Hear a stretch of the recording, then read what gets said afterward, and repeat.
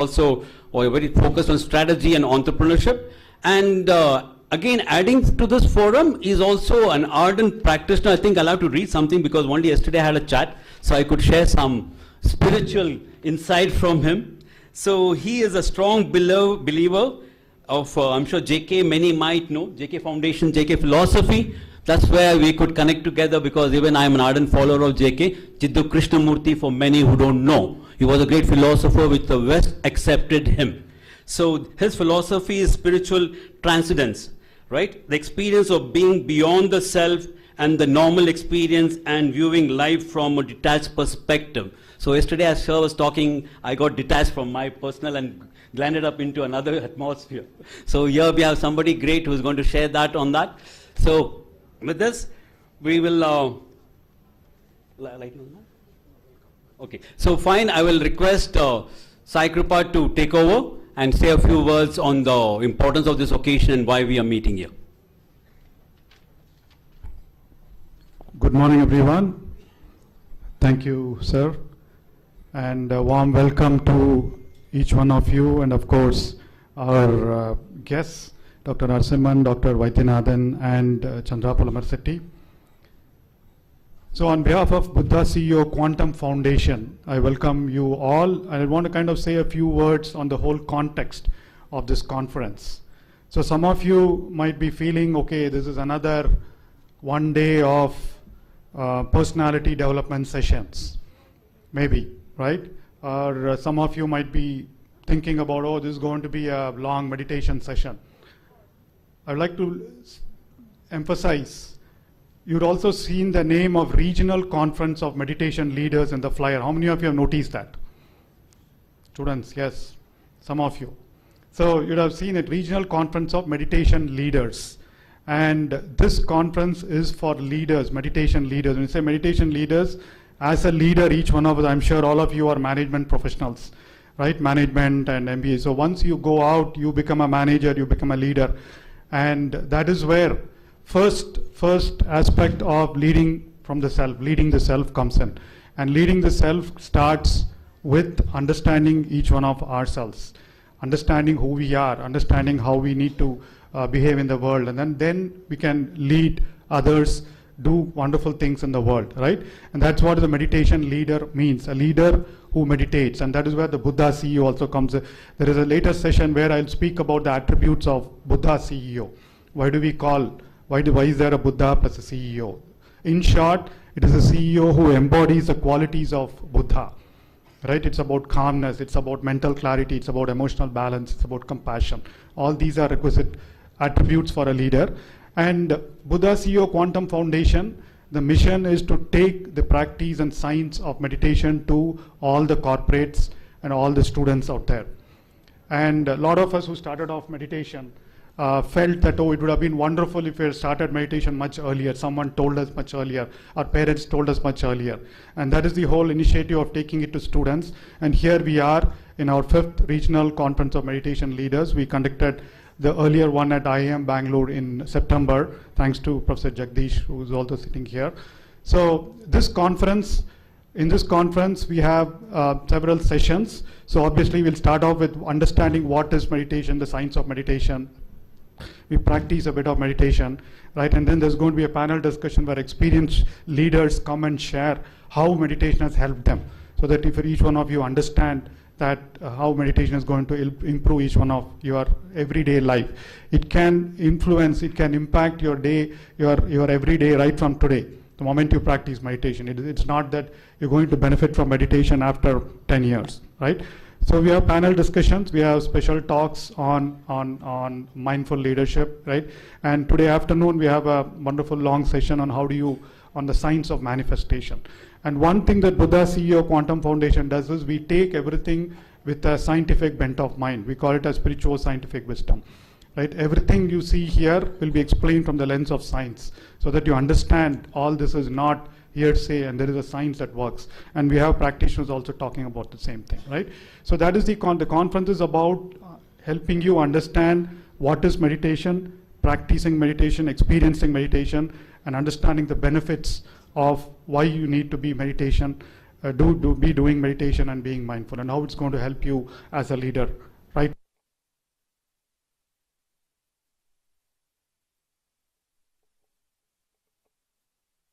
And our professor here, so and all the team that put together this together, and of course I also want to thank our coordinator Savita Reddy ma'am for connecting the two organizations, and looking forward to a long and wonderful day today.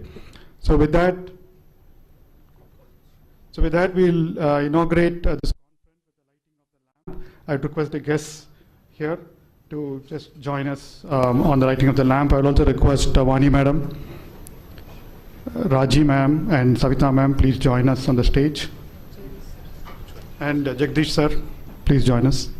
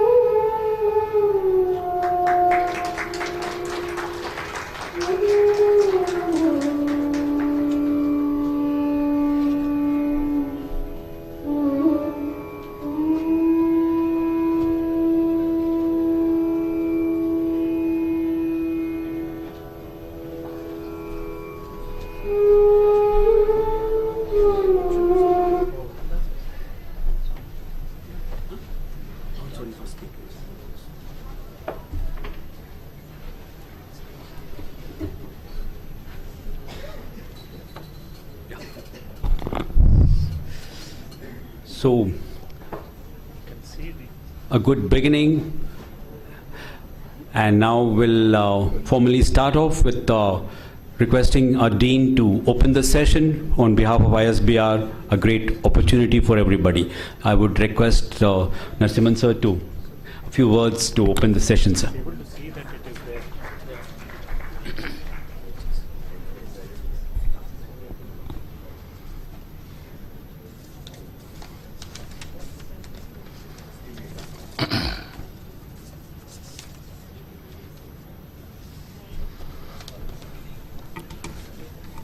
Good morning, my dear students, colleagues, invitees, professors from IIM Bangalore,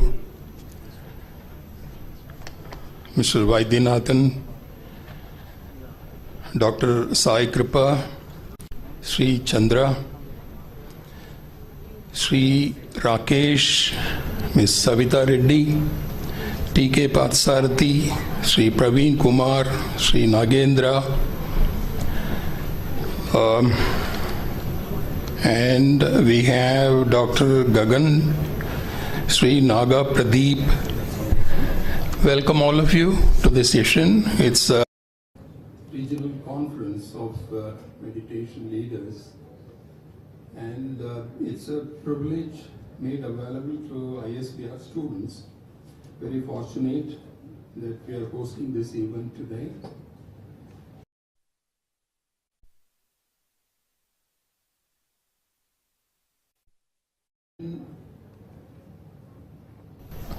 Is a technique to work with the mind. It's just like yoga, a technique to work with the body. And that is how I understand.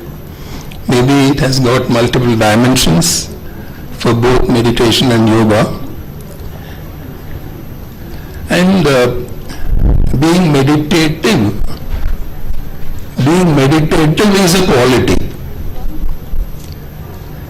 So meditation is a technique, being meditative is a quality.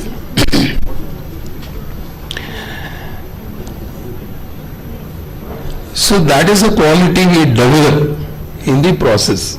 I hope I'm right. I hope. I'm just sharing my understanding. And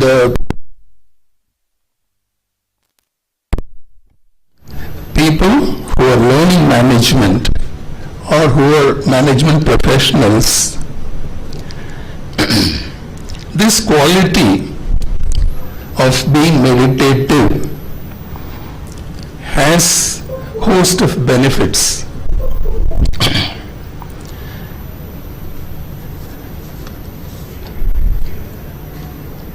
Probably, it improves the power of intellect, power of discipline, it improves the power of decisiveness. It definitely improves the power of self-aware. You are more grounded. And it definitely improves the power of oneness. And it helps to have better power of clarity. And it also brings in better understanding of power of purpose.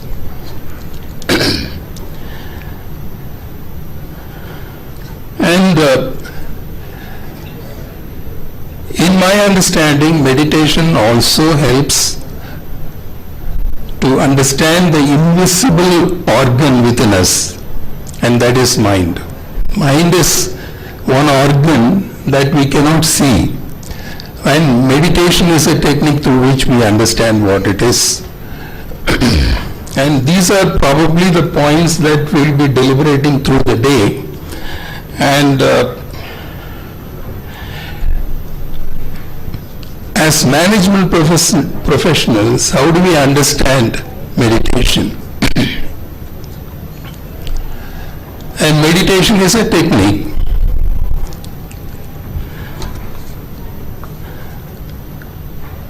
And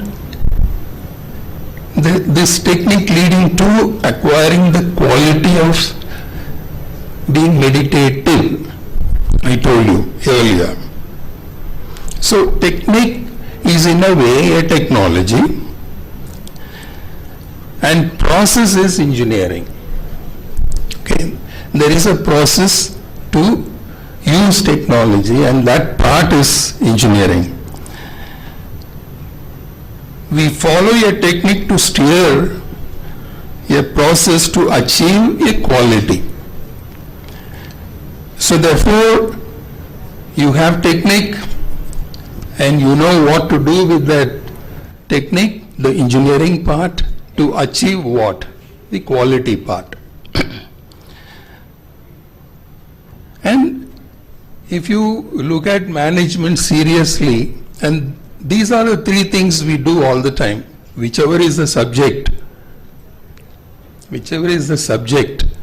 finally it is to acquire certain quality. Okay?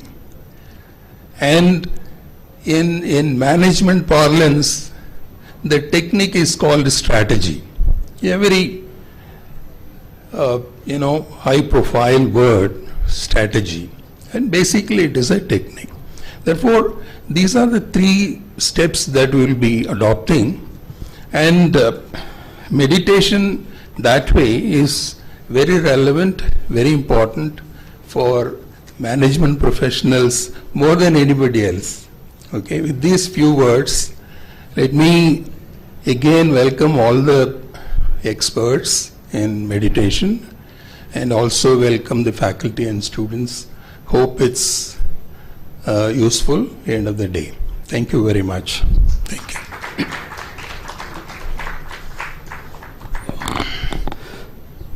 Thank you, Narasimhan sir, for this insightful introduction for the students to make best use of another couple of hours till 6 o'clock. So with this, we would definitely thank you, and we would like to felicitate you, and we request Jagdish sir to please come on stage, and our team here to help Jagdish sir to felicitate Dr. Narasimhan. Yes, sir, please, of course. Please, sir, sit in. Okay, you would like to.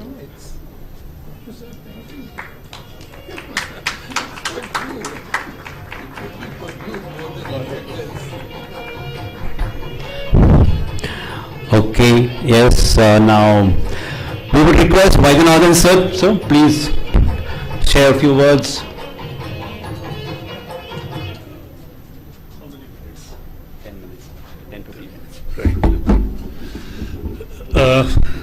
Dignitaries on the dais, Buddha CEO Foundation, and young friends. Hello, good morning. How are you all? Awesome. A couple of decades back, I was also a student like you at the IIM. One of my professors, Professor Jagdish, is sitting here. Early morning, as a student, if I was invited to a quote unquote a regional conference on meditation for leaders session, I am not too sure how enthusiastically I would have come for the session, because we as students, in these days of competitive world, words such as artificial intelligence, robotics, analytics, job opportunities, threat of job, white collar jobs going away, these are all the phrases that matter to you, isn't it? So, when those are the phrases that matter at this stage of life, what is it that ISBR has organized a session on meditation? That thought might have come to you all. I don't blame you, because all of us as youngsters, we tend to have certain priorities, which is very appropriate for that age.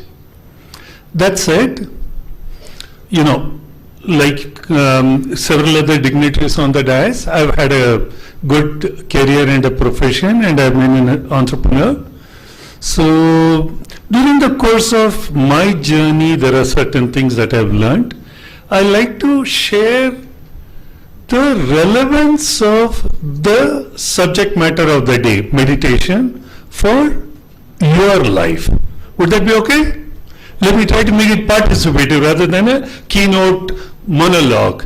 Okay, now when we try to talk about meditation, there is immediately bias that comes in an young mind. Is it something to do with spirituality? Are they asking me to become spiritual? Are they asking me to worship? Are they asking me to follow certain rigor and conduct in running my life? That is a serious identity question that is there in all young minds. Because at an young age, all youngsters' aspiration is career, 6-digit salary, foreign travel, which bike I'm going to buy, which car I'm going to buy.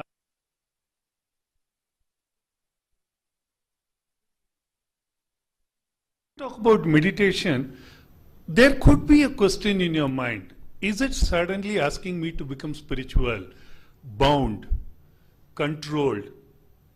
Do this, don't do that, don't do that, don't do that. Is it that? That question might come in your mind. What I wish to dispel is, it is none of that.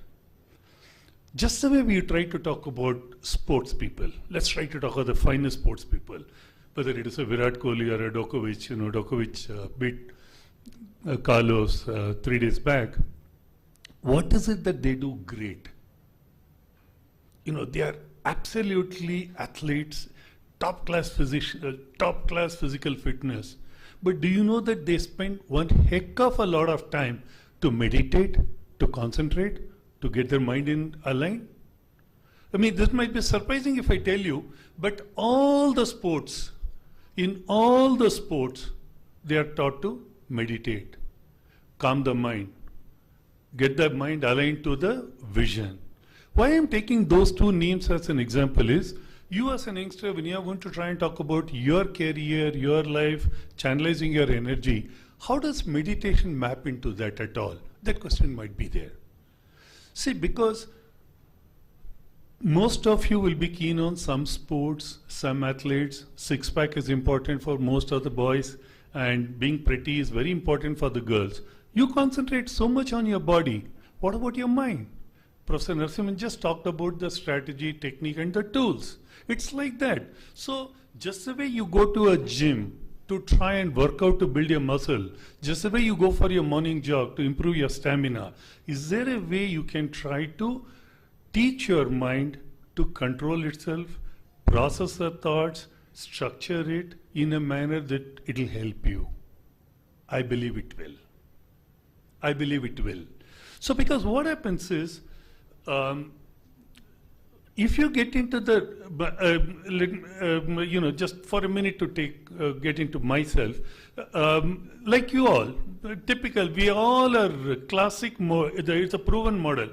As we get into 20s, our belief in God, religiosity comes down, and as we start aging, it tends to go up. Because as you graduate out of the college, you are supremely confident, you want to conquer the world. That's the way I was also. So, but what happened is, as you start getting into the life, there are so much of stresses, urban stress, traffic stress. We read about the road rage. I don't know if any of you saw Deccan Herald today, page number 5. There's an article that 90% of the youngsters are stressed out due to serious set of urban and other pressures. So, while you are determined to excel in your professional career, do well, it is the mind that matters. It's like the CPU of your computer. I mean, you have the peripherals, you have the screen, you have the keyboard, you have the mouse, you have the memory, but the processing matters. All of you will be using computers, but just the way when you're using it, suddenly you just see too many files you have on the RAM, your computer slows down, doesn't it? So when you have too many things on the RAM, it slows down. Whereas when you clean it up and start it, it comes out to function well. So when you try to talk about meditation, it's a process of you structuring your mind to think in a methodical manner. Meditation, when you try to say, you can get into the neurophysics of it. It's extensively researched also. When you talk about EEGs, there is a alpha, beta, and delta waves with which the mind tends to, the type of waves that mind tends to create. That somebody else will talk possibly during the day. But at a higher level, what I like to say is, when you sit down, think of God, don't think of God, it's your choice. Close your eyes, it could be any God. You try to calm your mind, you will see there is a serenity, calmness that tends to come down, which in turn starts influencing so many aspects. First and foremost, like the muddle it is, just the way you try to stir up a pot of rainwater or whatever it is, stir it up and leave it for some time. The way it will settle down and the top becomes very, very clear, all the sediment goes down. What happens when you try to sit and meditate is, it calms your mind, your thoughts become clear, your mind is still, you start structuring, prioritizing, which is a very, very important challenge for each one of you. The day starts with a lot of challenges, the day challenges, the week challenges, the month challenges, quarterly targets, and then the yearly ambitions. So it helps you to prioritize your thinking, it helps you to structure your thoughts, you are able to start your day in a methodical manner. Now, once the mind is calm, we always talk about it, no? In a cricket, somebody gets run out, rush of blood. We use that phrase. What is that rush of a blood? Impulsively doing something. Now, what happens is when you try to calm your mind, your tendency, your inclination to take impulsive decision tends to get a little moderated. Now, I'm not saying impulsive decision is wrong. That's not the point I'm saying. Like, creativity is very often intuitive, impulsive and such. But the rush of blood, sudden decisions one may tend to take, you tend to moderate it. It helps you to think about it. What if I do this, what if? So it helps you to structure your thoughts in a better manner. So, number one, as you start talking about problem solving, critical thinking, analysis, structured methodology to solve your problems, how do you do? It's the mind that guides you. It's the mind that guides you. So meditation, I do believe, helps you to structure your thoughts, helps you to focus yourself better and get that clarity. That's at the thinking level. But there is something more that tends to happen. See, mind is, mind in your own parlance, the way you will relate easily, I'll tell you, you have a hard disk and you also have a RAM. Like in a computer, you have a hard disk and you also have a RAM. When you sit and meditate, like you want to think of, let's say, doing an assignment for today's project, or when you start working some solution, when you sit and think about it, the mind knows to deep dive into the hard disk, some remotely stored area. You will read in psychology about the ego, superego, id and other things. But then here I'm just simplistically saying it knows to deep dive into some hard disk, some cell, where you may recall an example, or you may suddenly recall an example that a professor taught, or something that somebody else told you, or some recall about reading from some book. You will be able to recall that, and that will sort of help you to connect the dots and get a better solution. So meditation, what it does is helps you to process your own absorbed knowledge, stored information in your mind, by helping you to recall it better and solve this thing. And at a third level, there is a new science, it's about the brain. There is a big research that's gone on about what is called neuroplasticity. Neuroplasticity is, simplistically saying, we all think brain is hardwired. Okay, if some portion is impacted, those functions we cannot perform. Neuroplasticity is a new science that's taught that the brain knows to regenerate itself by connecting the dots. So if you get into a meditative mode, calming your mind, giving yourself that little time, I do believe it enhances neuroplasticity. A lot of research has happened on that. A lot of papers have also got published. So I believe you will be able to get the benefit. So if I may just summarize it for you all again. So I'm not trying to talk meditation from religiosity and spirituality and don't do that, don't do that, don't do that syndrome. I am trying to tell, use it as a tool, just the way you would go to a gym to work out your body, just the way you would go to a beauty parlor to tone up your skin. Use this as a tool to tone up your mind.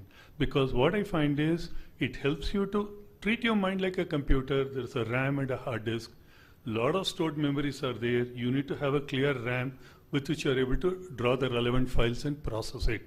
What your meditation will do is clean up the RAM, help you to access the relevant data files from your own brain, relevant experiences, process it, and enable you to creatively, critically, problem-solving manner, go about your methods.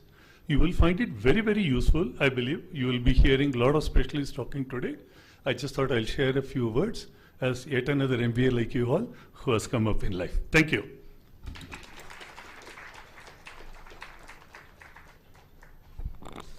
Thank you, sir, Mr. Vaidyanathan, for giving us an insight, especially something, can we call it something intangible? Yes, we know we have a mind, but beyond that, we don't know much about it. It's an ocean over there. So giving that insight for students, like as you rightly said, JD's words, right? You are the world, flight of the eagle. He's gone depth over there. Thank you, sir, once again. I would request Sai Krupa to please come on stage and felicitate Mr. Vaidyanathan.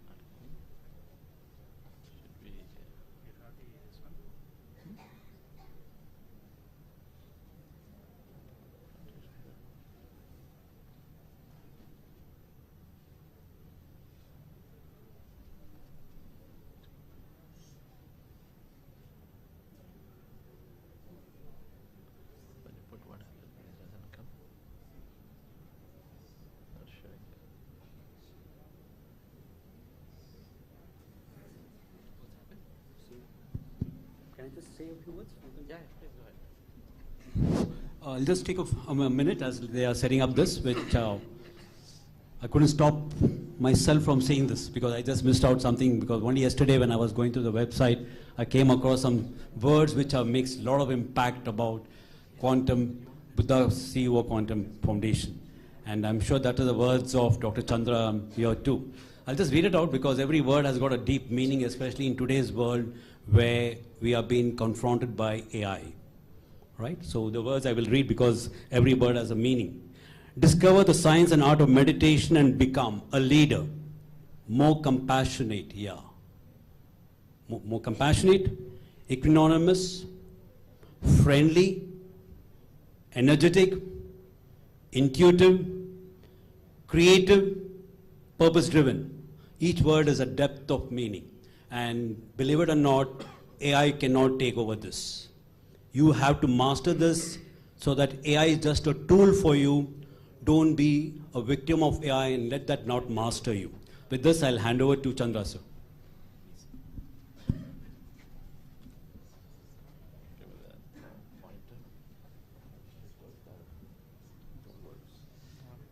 Okay, we'll see if they can get the slides up.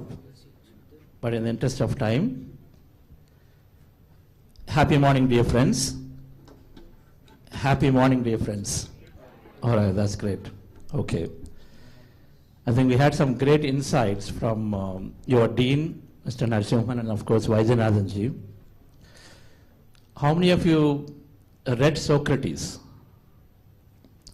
Of course, we all have heard, we all have probably read a little bit about him. Socrates used to talk about a story about life. Now, this is not philosophy, but it's very important because Socrates considered God in his country, but very importantly, so much of spiritual governance, there is so much of governance he talked about, how education systems need to be, right? And then it's perhaps not he was a strong advocate of not having a democracy, because a democracy means that, it just goes with a group mentality. Whatever group it is, the group's qualities is what you can get as governance. If the group is great, then you get a great governance. Group is not great, then you don't get a great governance. But he had his own ideas. But Socrates used to talk about a story about life as very important, because that's how I used to be prior to coming into meditation, which was sometime in the year 99. And there is a cave, and a group of people were present in the cave. There's a cave, it's a massive cave, think of it as a cave, like a football-sized field. And so there are a lot of people who were there in the cave, prisoned, and they were living their life in the cave. And the cave, at the entrance of the cave, they had guards, security guards are there, and so they also had a little bit of light there. The only light into the cave, they kept something at the entrance. Big light means something, the fire that is there, right, constantly. Burning fire is there, which is sort of giving the light into the cave. And so they had security guards out there, outside. So they had like a wall, and there's a fire that is always burning, which is sort of giving light into the cave, and then the guards are outside, always there. Now, the people inside the cave, so think of them as just living their life always, forever. So that means there is a life happening. So there are also new people are being born there, so kids are being raised there. Everything is happening in the cave for them, right? And so what they were finding, the only thing they saw being in the cave is that shadows, because there is a light in front. So every time somebody walks around, there is a shadow inside of different shapes and sizes. In the cave, so what do you expect? It is dark. So the only thing always saw is shadows. Now, one fine day, one of the youngsters wanted to go, one of the youngsters wanted to go and then escape. He wanted to escape because there is a route out there, and then he wanted to see what is there. So then he tried, somehow managed to sneak in, sneak out, finally came to the entrance, and then he came out of the entrance somehow. Somehow he managed it. Think of it.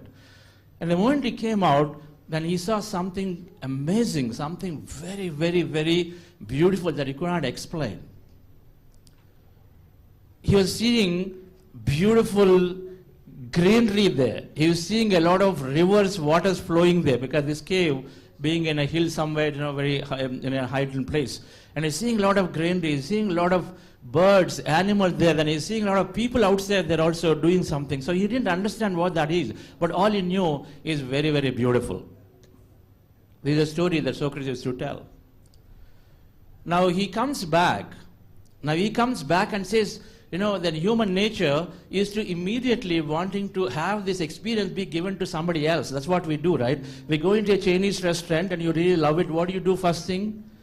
You're going to tell your friends, you know what, that restaurant is really good, you have to try. We tell that. So that's exactly what this boy's intention was, that rather than escaping out, he wanted to go back and tell all his family and friends there that you have to come and see. There is something amazing out there.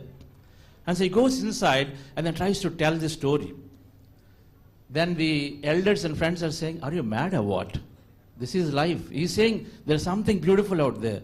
Then everybody is saying, you are mad. What happened to you? You were just all right just now until this time. What are you saying? You saw something green, something moving, something beautiful, water, river. They didn't know anything because that's what they were just were always brought up in the cave, living in the cave. So he tried to tell, no, you don't understand. That is just amazingly beautiful. I want you to really go and experience. Then the elders are saying, okay, it definitely needs to be treated, and then he's been forcibly taken in to be for a treatment, whatever their style of treatment is. He was shut off. So then Socrates was saying, dear friends, that what he went out and saw, the life is there. But then people who are there in the cave always thought that their life is only that. It's only shadows, nothing else. Whatever that we are conditioned to is what we believe is life is what becomes life. But he was saying, go out there. If you go out there, there is so much more out there, and so then you can experience life differently. Meditation is the biggest connection to experience life like that, dear friends. Not until the time I came to know about it. Meditation helps us to expand our mind significantly, helps us to go and then explore what is out there. For example, how many of us know that my health, if I'm stressed, there is a Harvard study that it is the meaning that we give to the events that are happening out there is causes us to feel good or not good. Understand? Events are happening neutrally. Events are always neutral, but it's the meaning that we give to the events makes it something is, our experience is good or not good. If somebody tells you, you always come late, what is the meaning you take? And then how much pressure we feel, that's what we call stress, right? It's simply the meaning we give to the events is causing us to feel good or not good. You know you always come late is a statement made by maybe a parent or a teacher or a friend, but you know to yourself, maybe you've done it once or twice, it's not always. They've generalized it. Most of the time you fall in this generalization trap and they use these words. But then what is that we are doing? We take that meaning literally and say, oh, how can they say that? Whatever that is, we immediately take a lot of pressure, and then your next one day or whatever, next 1 week is completely ruined because you're thinking bad about it. You're thinking, frustrated about why they're making these comments on you. The meaning that we give is where is the meaning is happening? It's here. 90% of our suffering is due to the meaning we give in our mind for issues that we have. Suppose you get rejected out of an interview What is the reason? Is this the rejection in the interview, immediately what do we take it as? Oh, it's a failure in my capability. Is that so?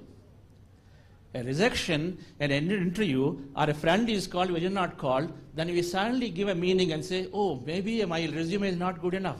Maybe I didn't present well. So many things we go in our mind and we start feeling bad about it. So dear friends, we don't know, but however, such meanings that we give is putting so much pressure on our body.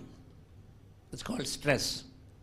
The moment you get to know that stress is due to this unwanted thinking, and the moment you get to know 90% of our illness is due to this stress. How many people now already have some kind of backaches? And of course, it's talked about youngsters, but it is common for everybody, right? The pressures are there. If everybody has challenges at different points of life. But then how many of us know that the backaches are there, the thyroid challenges are there, digestion problems are there, acid reflexes, all these challenges are there, they all come from the stress.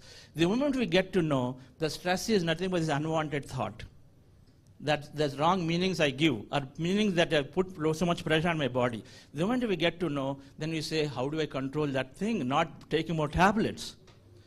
Acid reflexes, you can go on taking tablets, or headaches are there. Headaches come from wrong thinking. The migraine headaches. So the moment we get to know that if we can control the mind, if we can change the thought, the way we think about it, because it's up to you. Somebody says you are late for it. I don't think we should be doing this if it's required, as possible. Can we avoid the serving, please? Unless it's really required, I think we should avoid this. Okay, just a distraction. So the thing is that unless the moment we get to know that my unwanted thought is a cause of my health issue, and then we start thinking and saying, how do I change my thinking? What is the way? Meditation is the way. All we have to do is to reflect upon difference, increase our knowledge. When we increase our knowledge and understanding of life, then our experience also suddenly change. Socrates was talking about it. Socrates is known to be a man of enormous amount of knowledge, right? That's why in our scriptures it is said that knowledge liberates. The liberation means liberation from suffering is due to the knowledge. And we need to expand our knowledge. And what stops us from our knowledge? Our conditioned mind. How many of you know there is something called subconscious mind, which is driving 90% of our daily behaviors? Our mind is divided into two aspects, conscious mind and subconscious. The subconscious mind programs are telling, oh, I am from ISBR, I don't think this is sufficient enough for my degree or as a validation for me to get into so-and-so. This is not good enough. This is not equivalent to, let's say, IAM. So ISBR, maybe this is not good enough. This is a conditioning we have. On the contrary, you know that there is no reason why you cannot get into whatever you want to do. It is simply a conditioning belief. It's called a subconscious program. And it is a subconscious program that stops us from experiencing life fully. That's what Socrates was trying to tell. It's a conditioning that happened to them in their life because the way they've been brought up and said that's all life is. And so they didn't let the boy come out of it. And so in order to come out of this, breaking those limitations, dear friends, we need to look in and say, what are my limitations? And then that does not happen unless you have a mechanism to access it. It's called accessing the subconscious programs.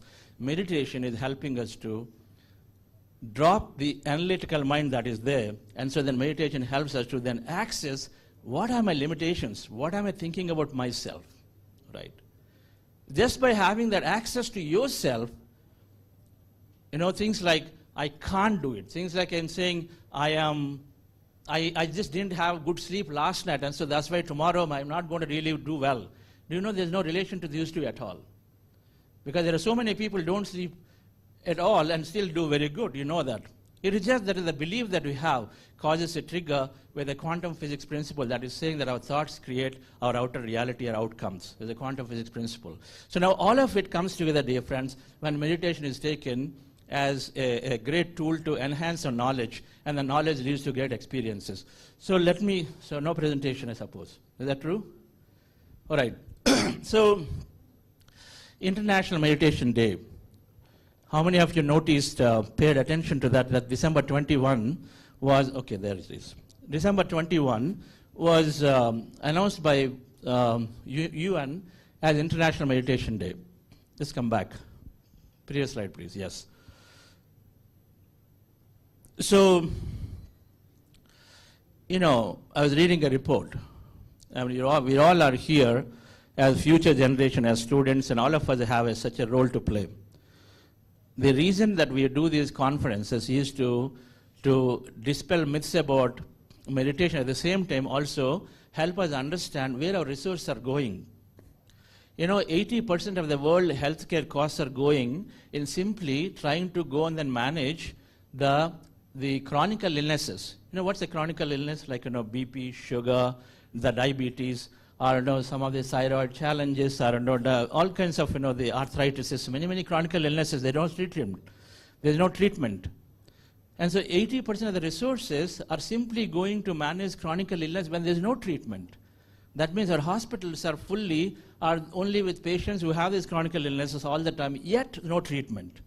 They'll go, the doctor will tell them something, you go back and then go try, then it won't happen, you go back again, keep visiting. Only 20% are really getting the treatment where they have acute illnesses.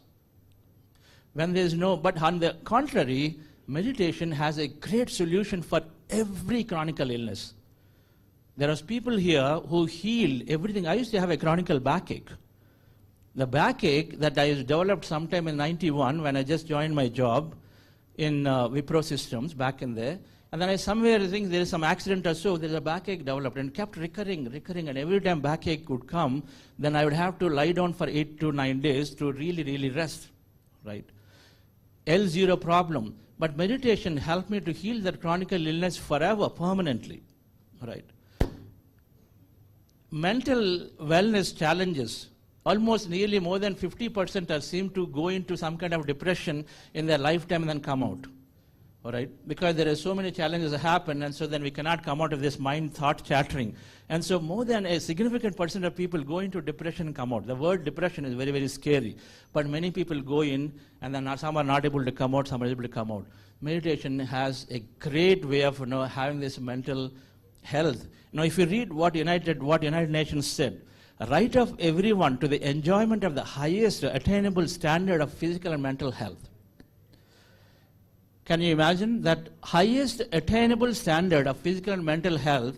And so then they promoted World Meditation Day, right? And so United Nations is estimating that less than 5% of the population only is doing meditation. However, we're very happy that at least we got to such a number of people who are meditating already. Right? It's a small number, but yet we need to be very happy that so many people are taking this meditation, because there are so many challenges of the world can be solved. Now, sustainability goals. How many of you are aware of the sustainability goals of United Nations, SDG? You're aware? There is such a big thing, because, you know, the whole, if you go and read the reports about planetary sustenance of water and all of that, you know it. Right? And all of it is dwindling. And so United Nations formulated these SDGs, Sustainability Development Goals. All nations are today rallying around these, because that's sort of a great initiative. Now, United Nations got this sometime in early 2010, 2012 or 14. Now, 10 years later, they noticed not significant changes happened, because everybody is doing a lip service for the sustainability goals. Sustainability goals are saying, you know, reduce our chemical pollutions and, you know, reduce this, reduce that, many ways, right? But no country wants to in spirit implement it, even though everybody says yes, important, but everybody is more short-sighted, right? That's when they recognize that unless something inner changes for an individual, if the inner changes, they care for it, just the way we care for our friend, just the way we care for our family member. When something is not right with them, we drop our priority, we give time to them. They said, unless the inner changes, where you care for the planet.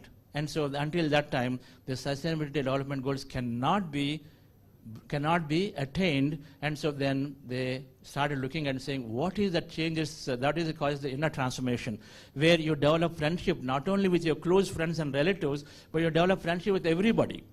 You develop friendship with the planet. You develop friendship with animals. And so then United Nations brought this important initiative called World Meditation Day to create awareness, because if there is an inner transformation, then absolutely that people can change towards everything. Right? Their consumption becomes very minimalistic. Our consumption becomes rightful, right? So what is necessary is what you will look to consume, and so naturally the planet will be taken care, not otherwise. Right? It's not trying to control anything, it's about controlling or going to the right consumption. So with these initiatives, dear friends, Buddhasi Quantum Foundation wanted to, while meditation helps in a great way for individual personal development, meditation, of course, is helping us to take care of everything around us. But this is a very scientific process. So we have done many, many conferences. Can I go to the next slide? We've done many conferences in this current year, and then just one more animation. We've done many conferences the current year, in 2004, not current year, in the previous year. We started these conferences for creating awareness, and so one such thing is here. That is not, it's a myth that meditation means I'll renounce life, I'll have to go away from it. Sar said it's about spirituality and all. Not at all, it's about growing a life, and it's about taking care of everybody around. There are two things. That's what happened to me. So we started 5 conferences. We did 5 conferences last year, global, and then 4 regional conferences all over in Dubai, in St. Louis, and Sari is here from Professor TKP is here. And then we've done in Pune, we're in Bangalore, IIM, and this is the 5th one we are proud to say. We're proud to say that our efforts too, that where in every conference we were passing a resolution that all bodies must adopt to meditation. We're proud to say that by the end of the year, we got these United Nations giving a big thrust to this cause of meditation, saying that there is so much that can happen if meditation is adopted in somebody's lives, right? So very happy about it that our contribution too is helped in some way, right? Can you go to the next slide, please? So I came into, next slide, you need to be a little attentive. So I came into meditation I came into meditation in the year 99, and I'm very, very grateful to Brahmarshi Patriji. Have you heard of a place called Pyramid Valley International? Anybody here? Have you heard of a place called Pyramid Valley International? So it is there on Kanakpura Road. It's an amazing pyramid built for meditation. It's a huge meditation center. I'm fortunate to be associated with this Grandmaster who simplified meditation. We'll all practice meditation very shortly. It's such a simple practice. It takes about 30 seconds to learn, and so then we go into this beautiful practice. And so with Patriji's scientific mindset, because I'm a computer science engineer from BITS Pilani, and then of course I wanted everything to be in proof. And so while I did not know, but then definitely wanted to see a proof that it's not just a belief system, right? So he was a scientific mindset person, and so he encouraged always experimentation. So when I came in, he said, you're not leading your life well. And I came from United States on a vacation that time in 99, and then I thought I had some US patents written. I was with deep technologies, had authored some US patents and this and that. I sat next to him. He said, you're not even leading your life well. Your thinking process is wrong. Straight out, he told me on my face, and the 100 people were there. I got deeply hurt because I asked some silly questions without knowing, because a lot of times you try to show off, and so he's trying to cut me off right there, because then I thought I knew a lot of things, but that's when I realized I knew so little. The knowledge out there is infinite, and most of the time what we know is so little. So immediately it helped me to sort of look into this and say, what is it? How much courage he had to tell something on my face like this? And so that's what made me to go into the journey of meditation, to start questioning what I knew. The more I went into this process of meditation, dear friends, the more changed for me. The more changed for me. The first thing that happened is that, when I used to think my bosses are very biased. In my company, I used to run a startup company, and then we had founders. I used to think that some of these founders are very biased. And my main founder was the CEO. He was biased and always focusing on somebody else. And so that bias, I used to think it is in my mind. But after about 1 month of meditation, about 40 days of meditation, my thought process changed. And I used to hear in the hallways, your thoughts create reality. How many people understand and think that that is true? Your thoughts create reality. Is that true? Your thoughts draw experience into a life. How many people agree or are not living their life from that concept? Nobody here? Can't be possible. Come on, please. Be bold. If you are believing that, yes, be bold about it. Later, and I used to hear this, thoughts create reality. And then, of course, in our scriptures, it always talks about yadbhavam tadbhavati. In this whole concept. But it was only, then Patriji said experiment. But later, he gave me a book to understand quantum physics. Now, quantum physics terms, we clearly understand that our observation draws experience into our life. In quantum physics terms, observation draws experiences. If we can observe on something and then continue to observe, then it does something. So the first thing that happened to me was that people around me changed the way they're behaving to me, they changed. The boss who was biased is no longer biased to me. And my health immediately benefited. My backache's gone. I used to have an ENT problem. Many medical experts could not solve for 5 years, and that has disappeared with meditation. There isn't anything that is not solved now in our programs. Hundreds of thousands of people have gone through the programs.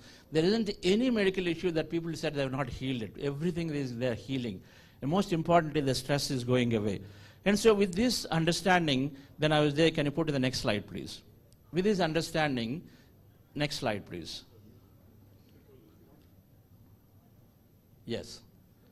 With this understanding, so I was there associating myself with Pyramid Valley International, which is a beautiful meditation center. I encourage all of you to go there and just try it out. This pyramid is got an energy structure, so you go into the pyramid to meditate, and then about 3,000 people can at a time meditate in this pyramid. And so this center to date, just me as an individual thinking about my own career, when I came into meditation, I suddenly associated myself with this, and then today I'm so proud to say that I've lived one of my purpose of my life. You know, more than 4 million people have been taught free meditation. They change their lives in many, many ways when they go there and then learn meditation, come back. That's what meditation is doing, is to make our life very, very meaningful. Automatically it moves us into that state. And so then Padma Shri D.R. Karthikeyan sir, who is a former CBA director, now we came into, miraculously came in contact with him, and he is very, very actively promoting and helping to do these conferences, take this meditation propagation into the governments as a policy, right? He is a CBA director, he's been helping, he was a former CBA director who handled Rajiv Gandhi's assassination case. So very, very prominent, successful master. And so he is associated with us in many ways to drive this whole concept of meditation, of how it can help individuals and how it can help the planet and the nation as a whole, right? So,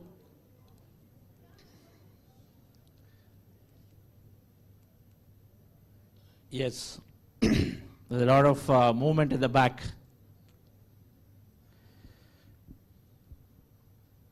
Can you take a minute to turn to the person next to you and then share what you understood so far? So you turn to the person next to you and then share, and the other person again tells you back what, in case you miss something, they'll tell you back. Please do that.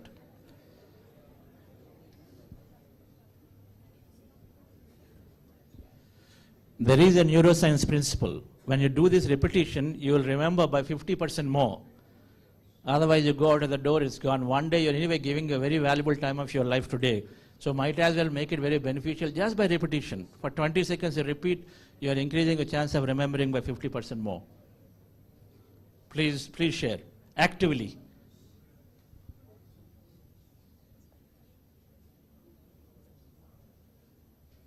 And you can speak louder, no problem. Just speak.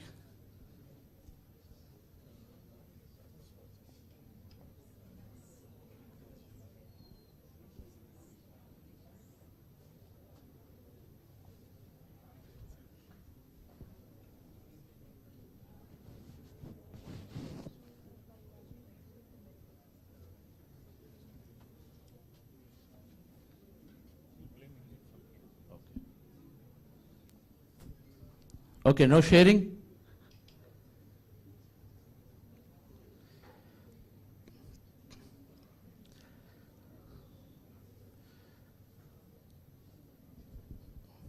Okay.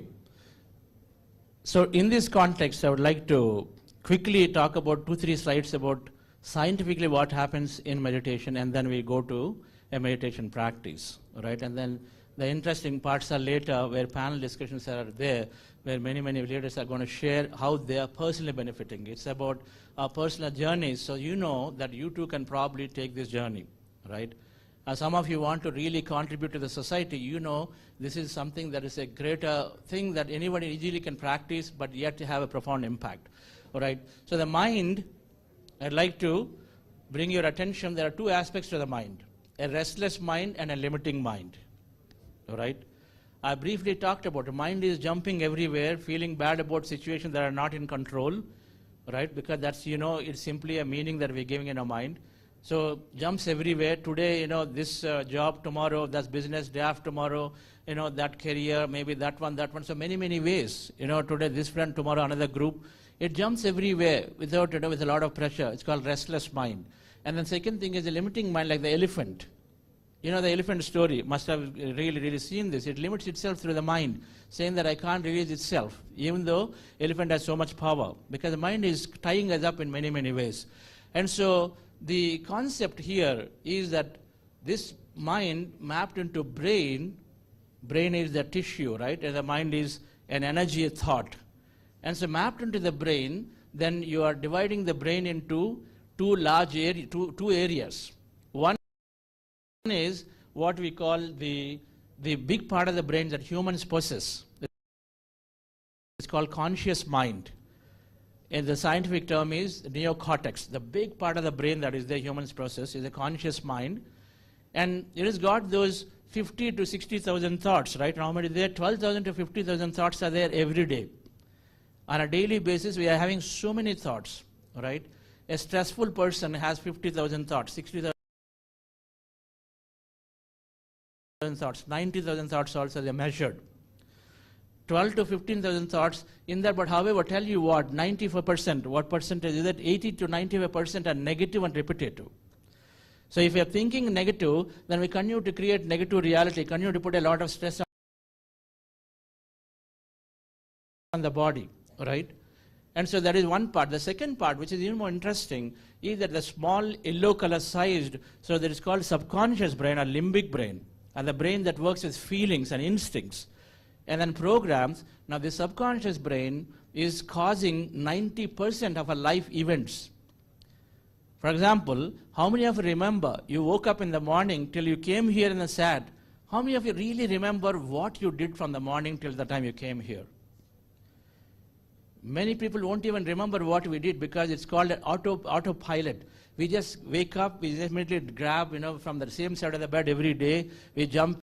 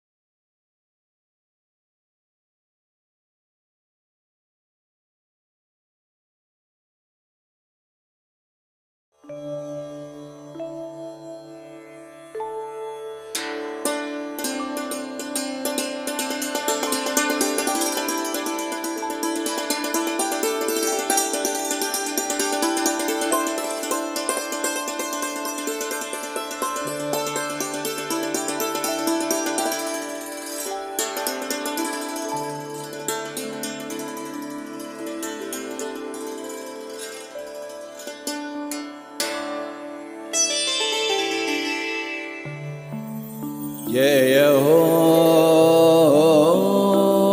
Jaya ho, Jaya ho, Jaya ho, Jaya ho, Jaya ho, Jaya ho, Jaya ho.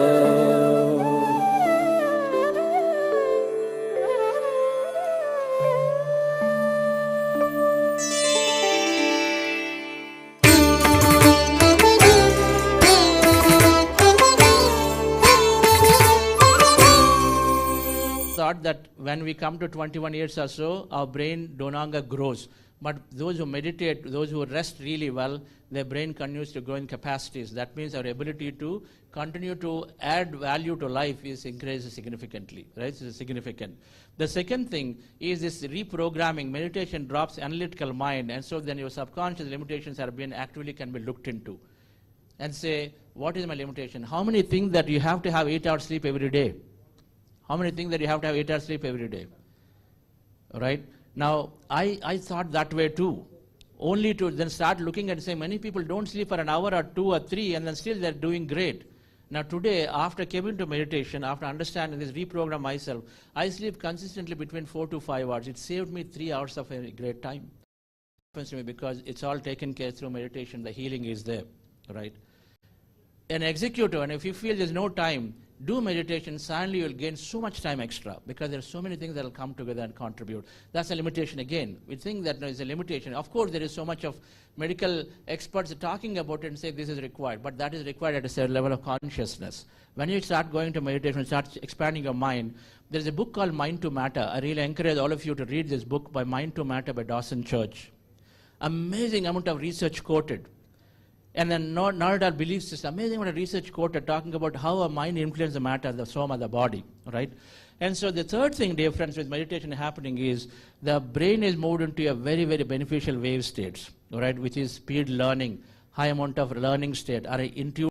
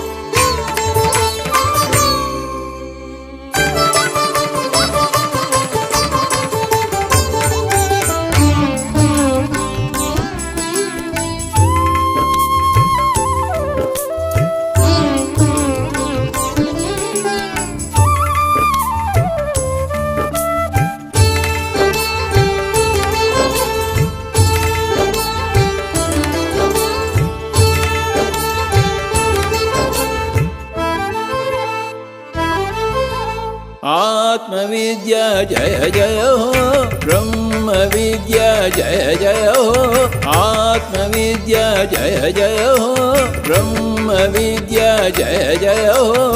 आत्मविद्या जय जय हो, ब्रह्म विद्या जय जय हो, आत्मविद्या जय जय हो, ब्रह्म विद्या जय जय हो।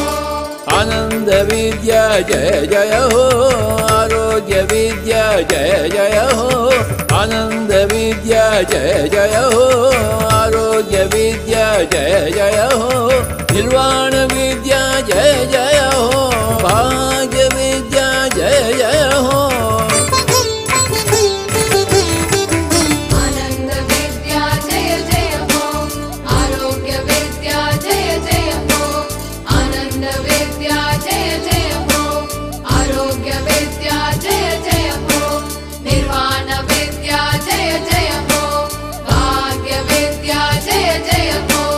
श्वास विद्या जय जय हो दिव्य श्वास विद्या जय जय हो ज्ञान विद्या जय जय हो दिव्य ज्ञान विद्या जय जय हो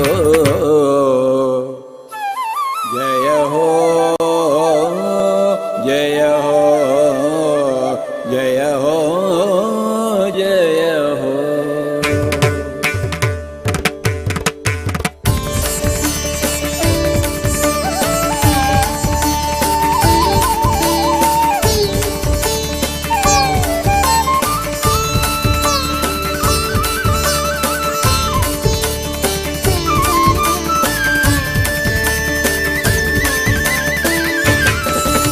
Here, simply observe your natural breath, the way it is, your breath, the way it is. Observe the breath. You know, it might go through left nostril, come out or right, or left or right. Doesn't matter which nostril, but simply observe. Okay, there is air going in and coming out. When you observe the breath, dear friends, with your eyes closed, slowly, slowly, thoughts come down, and your mind starts becoming emptier and emptier and emptier. Right? And as the mind is becoming empty, you experience some kind of potentially sensation, total emptiness, some kind of connection. Many things can happen. Just witness all of it. Whatever that is experiencing, that you're experiencing in that empty state, witness it. Observe it. Don't interpret it. But any given time you have thought, bring your attention back to the breath, and again observe the breath. And again slowly you will go into empty states or reduced thought states. All right, friends? So we'll practice this meditation, relax yourself, sit comfortably with your eyes closed. And those in the back, seems like a lot of movement happening. It'll help to be in it so that you don't disturb others. With your eyes closed, specs removed, dear friends. Keep your specs aside. If you have books and any of them, keep them aside. No problem. Nobody's going to take them away. Keep it all away so that your mind is not trying to latch on to them. I'll play some light music. I'll also guide. But your work in hand is to observe the breath slowly, slowly. Allow yourself to slip into the empty states. Be in that state of emptiness. If thoughts come, attention back to the breath.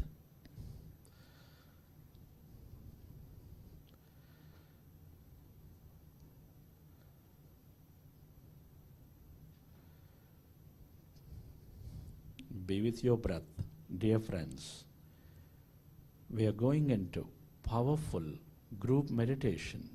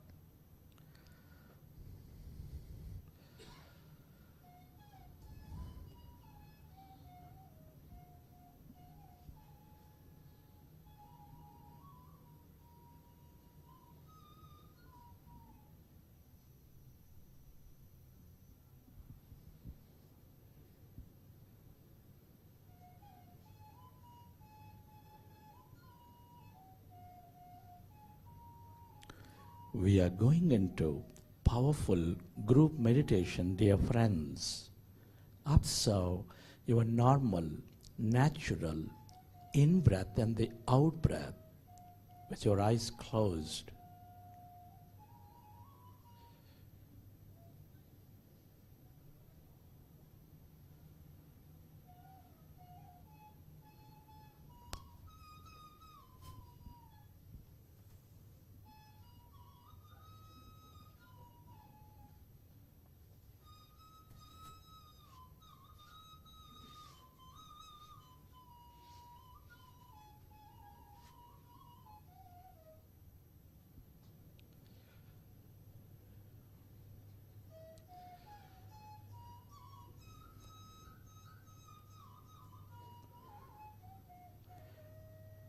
when you observe your breath, your mind slowly becomes empty.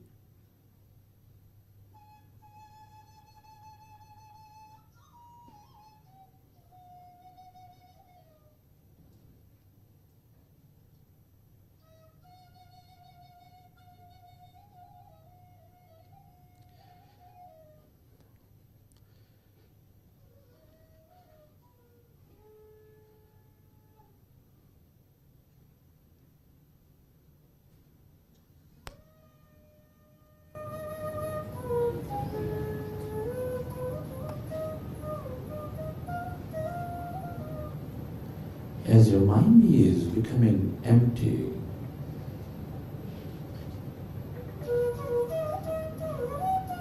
allow yourself to experience greater emptiness, a sense of energy inside of you, all around you.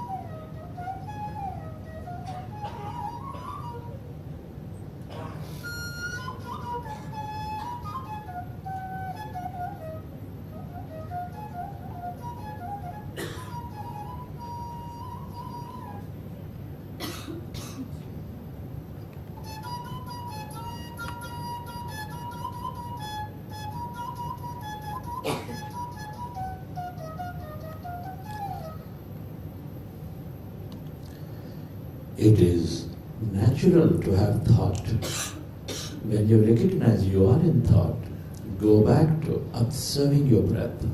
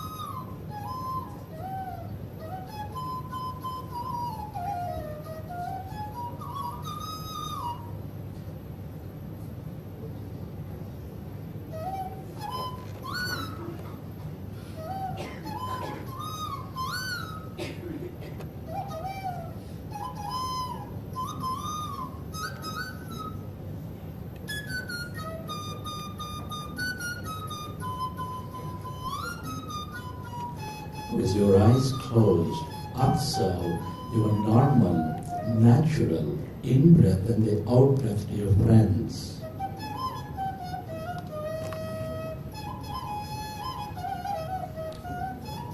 Meditation is a way to develop self, is a way to increase our capacities. It's a way to increase our connection to everything around.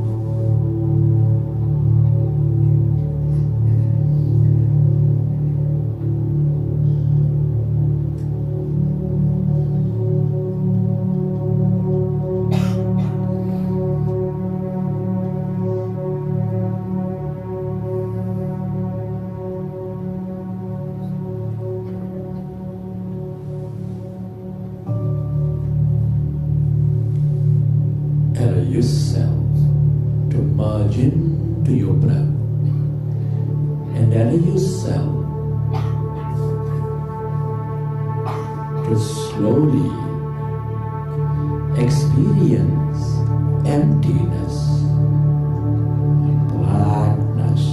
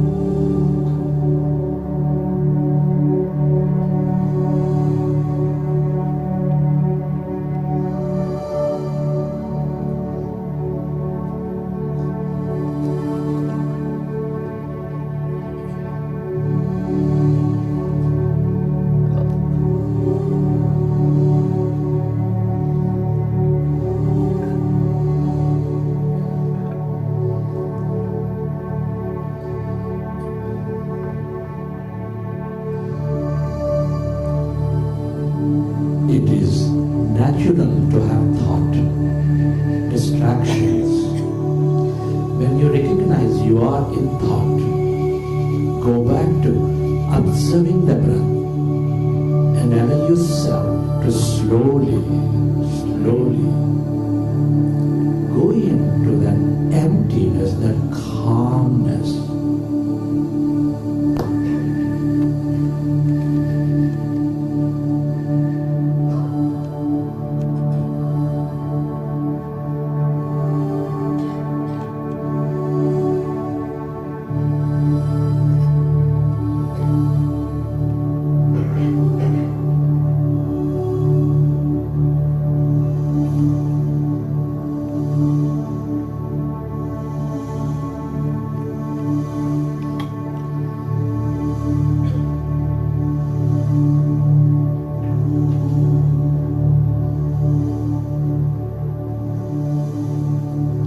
We are less matter, more emptiness and energy. As you empty your mind of thought,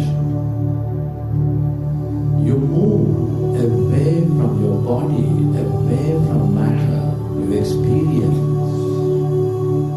that greater emptiness, the quantum field of energy.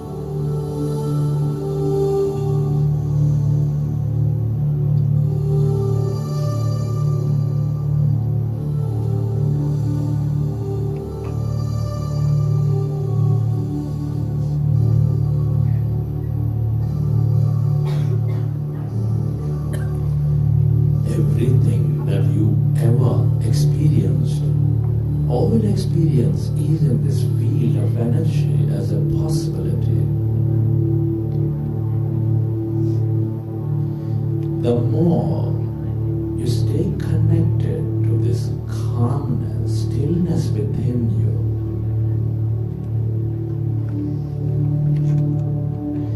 the more clearer you become about your choices, the more experiences you draw into your life.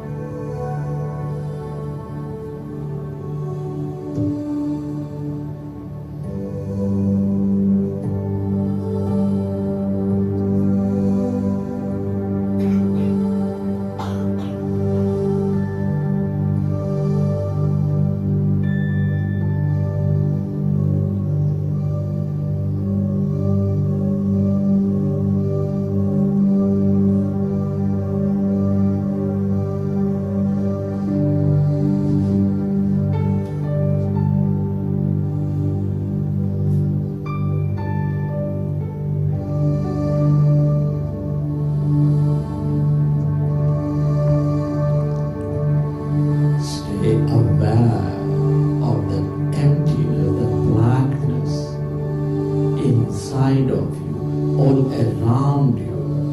That's energy.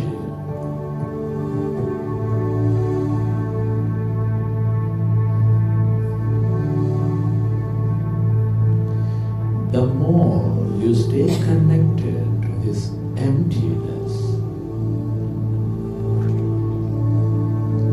the more insightful you become, the more empathetic you become.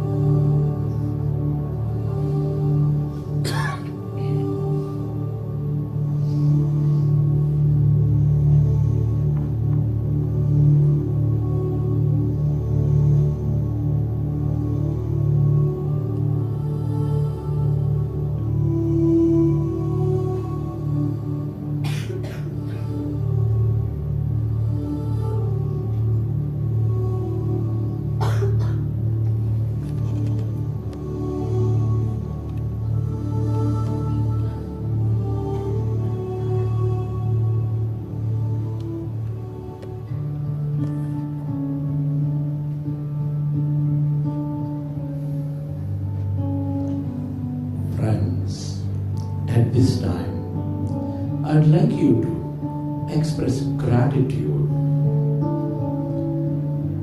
Gratitude to all things and everyone. Gratitude moves us into coherence and helps us to create and experience more. Give your gratitude to your parents, to your teachers and mentors, for expanding your knowledge and wisdom.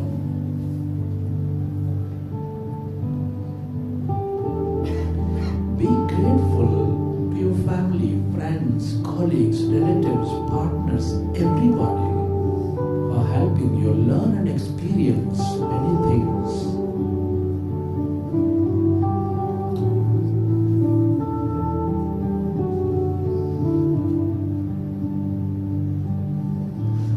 Your gratitude to this grand nature, the bird, the fish and the animals, for drawing so much beauty, energy, mystery and more into our lives.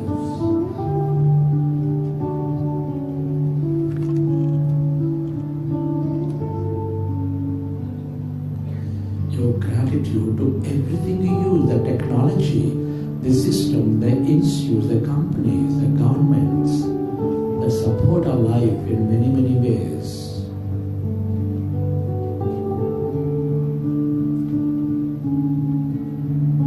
Your gratitude to yourself for caring for you, for caring for others, and to this intelligent quantum field for helping you experience this life. Many are not so blessed.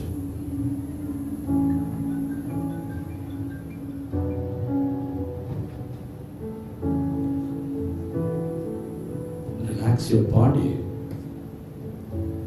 and let your autonomous nervous system repair your body as you relax.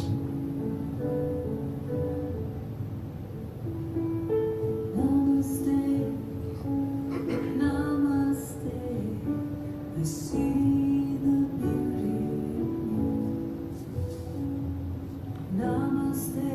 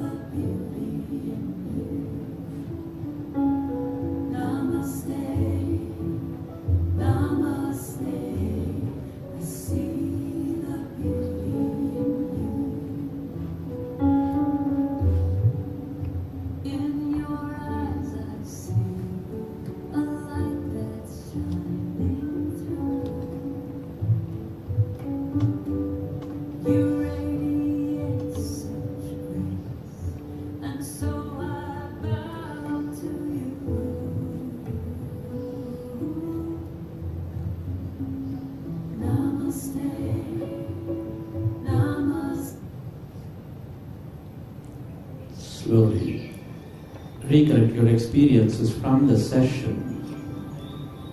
How did you feel? What have you experienced? And whenever you're ready, you can keep your hands on your eyes for 5 seconds, and then you can open your eyes.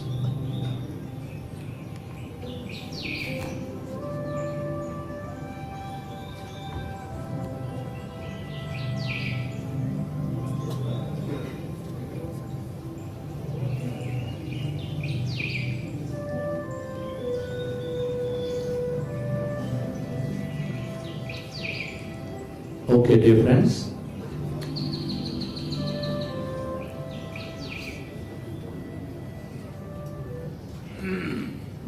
Give a big clap to meditation.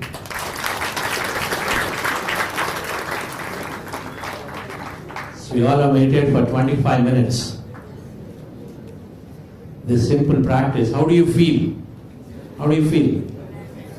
Relaxing. It's it's like a charging point. Every time we've anything, when it's stressful, closing our eyes for a few minutes is going to charge us also so much.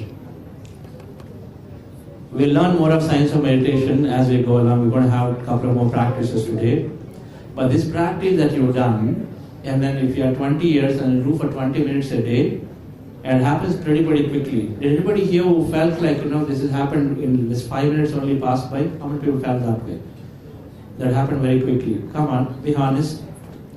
More hands will be there naturally. It would have come pretty fast because in meditation you transcend time. Somebody said, I get distracted pretty quickly, that's why I'm not closing eyes. Remember, it's not about emptying the mind fully at all. It's about closing eyes and observing the breath. Everybody has thoughts. Everybody has thoughts. But if you want to come to a calmer state, then you close your eyes, observe the breath. Thoughts will slowly come down. But immediately thoughts will come. When thoughts come, attention back to the breath. Thoughts come, attention back to the breath. You do this. In a week later, you will recognize that your brain has already trained itself and support in your process of meditation to go into this calmer states automatically. But you just have to know and then don't give up initially and say, oh, there's too many thoughts today for me, that means meditation is not for me. That's the biggest myth people give up with. But instead they want to understand is that, okay, am I giving my time for myself, closing my eyes, observing the breath. That's all it is. You can do it when you wake up in the bed. You're going down to sleep, that time you can do. There's no requirement for special clothing, special dresses, before food, after food, nothing is there. You can do anytime, anywhere. Right? You can go into the park somewhere if you have some, anywhere, right? You can all sit together and meditate individually.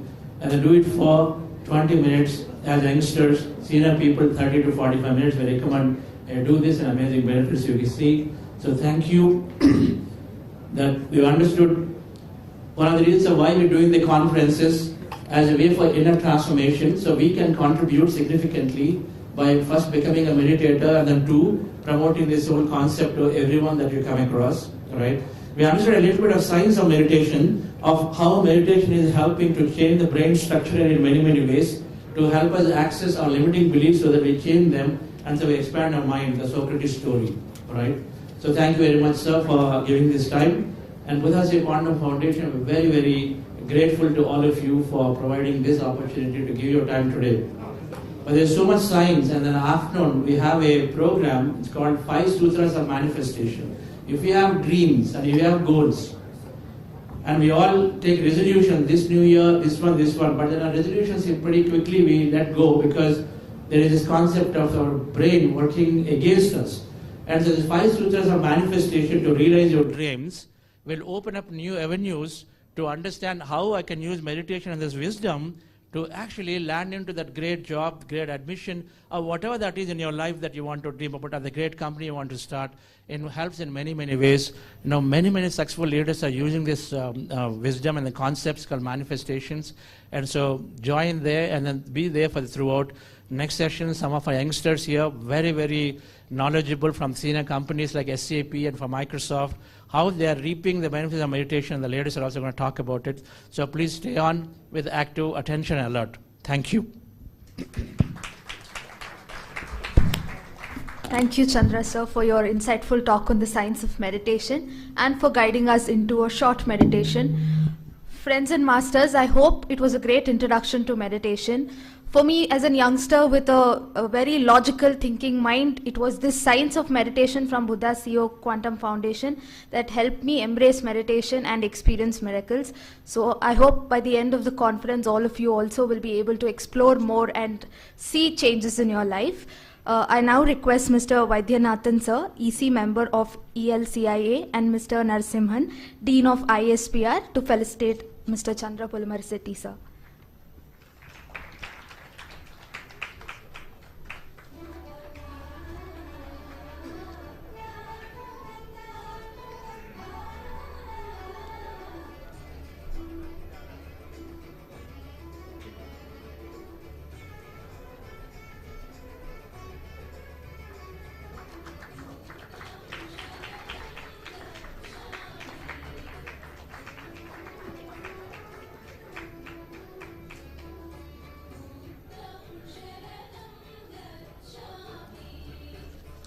Thank you, sir. Dear friends and masters, now let's take a short break for tea. We are at 11:20. Please be back by 11:30 so that we can start the rest of the conference. Please take note, please be back by 11:30. Thank you.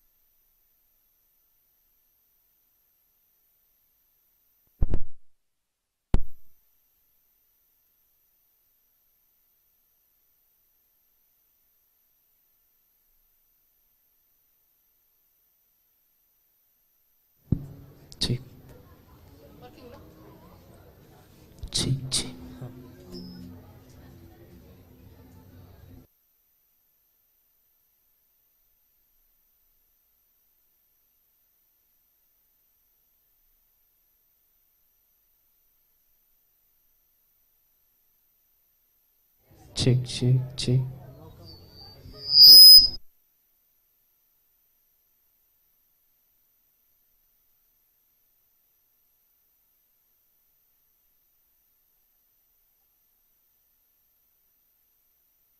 Hello, check, check, 1, 2.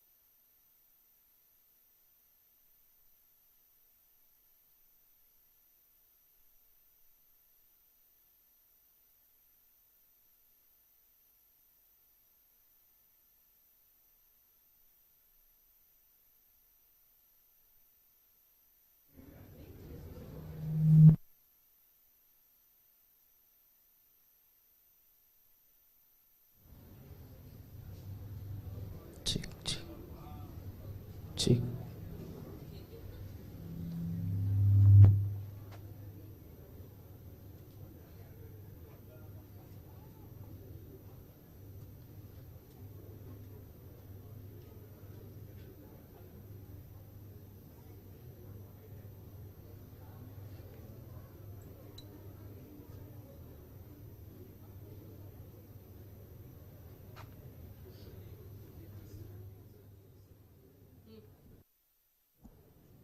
Check, check, check, check, check, 1, 2. Check, check.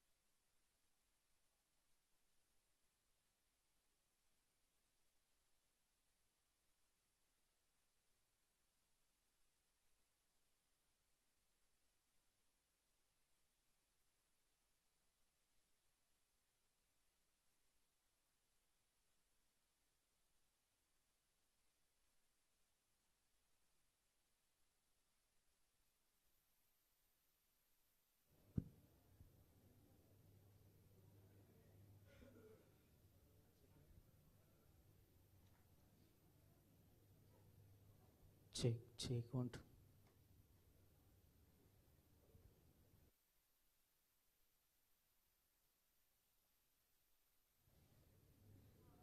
Check, check.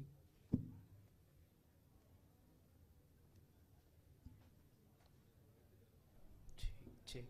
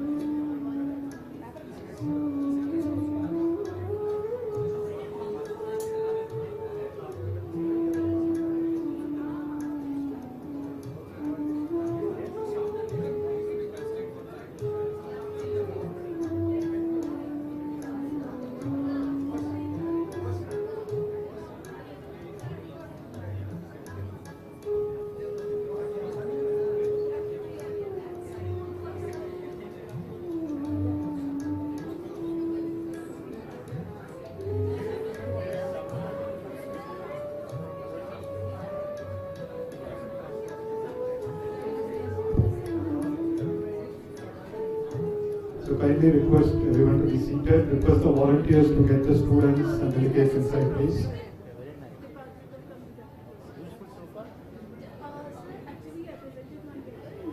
Request the volunteers to get everyone inside. Okay. So far, useful session? Session useful so far? Yes, sir. Very nice. My husband is also working.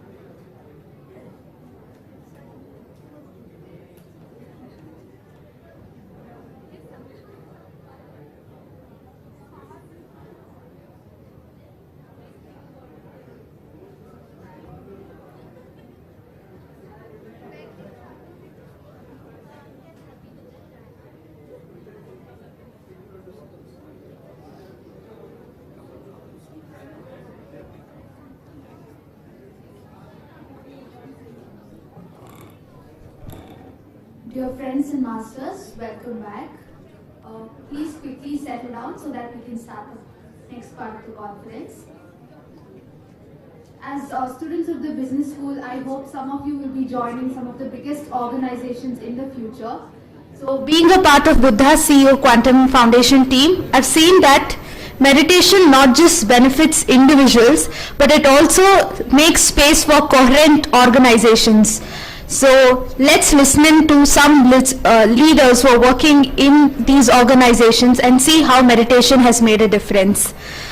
So for our next panel on how meditation enables organizational growth and purpose, I now invite the moderator of the panel, Mr. Rakesh Jalmane, to lead the discussion. Mr. Rakesh Jalmane, with over 25 years in the technology industry, has held leadership roles across the US, Europe and India, including as Delivery Director at Cognizant.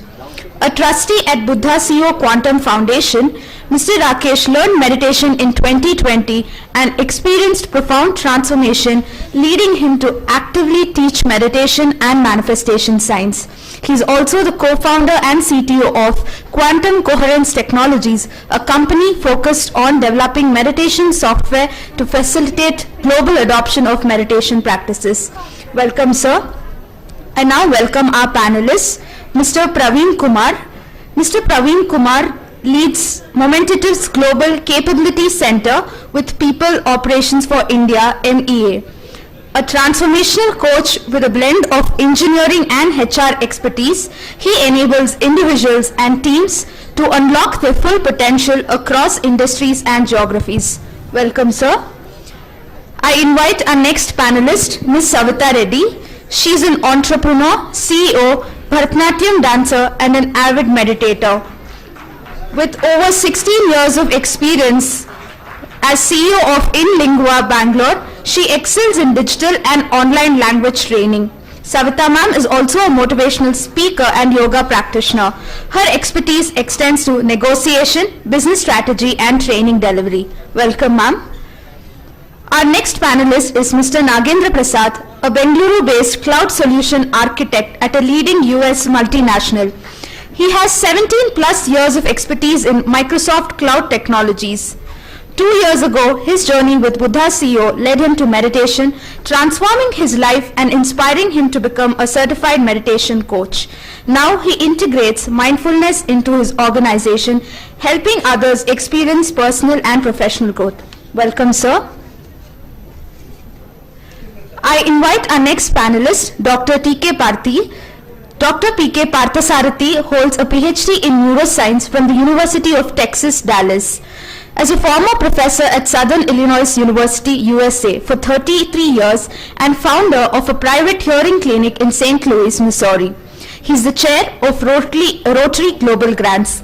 Dedicated to meditation practice for nearly 15 years, Sir has been daily meditating for 45 minutes to an hour, and so we can listen directly from him the benefits of meditation. Welcome, Sir. Over to you, Rakesh.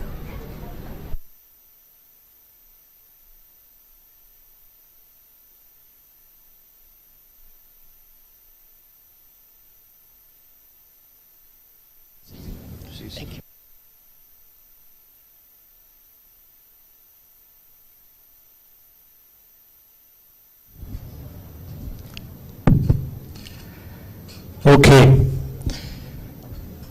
So we heard about science of meditation in the morning and we practiced a little bit. How many of you here who came today morning thinking, okay, why am I in a business school, why is somebody talking about meditation? Meditation means, okay, giving up things, okay, sit in Himalayas. If any one of you had that in mind, I'm here to say I was in the same boat too. Until I came into this practice in 2020 in my company where I was in Cognizant, I always thought that meditation is an individual practice where, okay, when I have time, I'll do it. After I retire, I will do it. But then, as I started practicing, I realized meditation is much, much more than that. And I realized that it is beyond an individual practice of how not just myself, but having a great engaging team, having a great understanding of what I have to do, getting clarity of what I need to do, making easier decisions. In the current scenarios, there's so many different variables that happens. To make a decision, there's always confusion.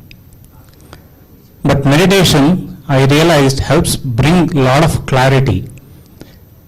In my own case, I want to start a company for a long time. But there's a lot of confusion, there's a lot of fear of what happens. I had a great job, but then quitting and then starting my own company means there's a lot of risk that I take. I don't know if it will succeed. But meditation helped bring a lot of clarity, get out of that fear of what will happen in the future, and bring this, creating this company so much easier. Effortless. We want all to have a great life effortlessly. So much of stress is there. So today we are going to have a great team here, talk about how meditation helps to lead a great life in terms of organizations, how it goes beyond an individual self, individual practice, but as a team, how meditation can help. So thank you for everyone to be a distinguished panel here. So before we start, I just want to have a video about some case studies of how meditation is helping in an organization settings. All right, can you play a video, please?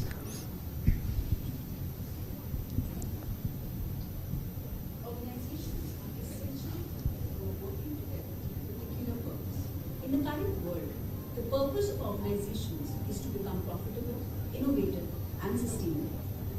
Stress, burnout situations, toxic workplace culture, fixed mindsets, and disengaged teams are the most common workplace challenges.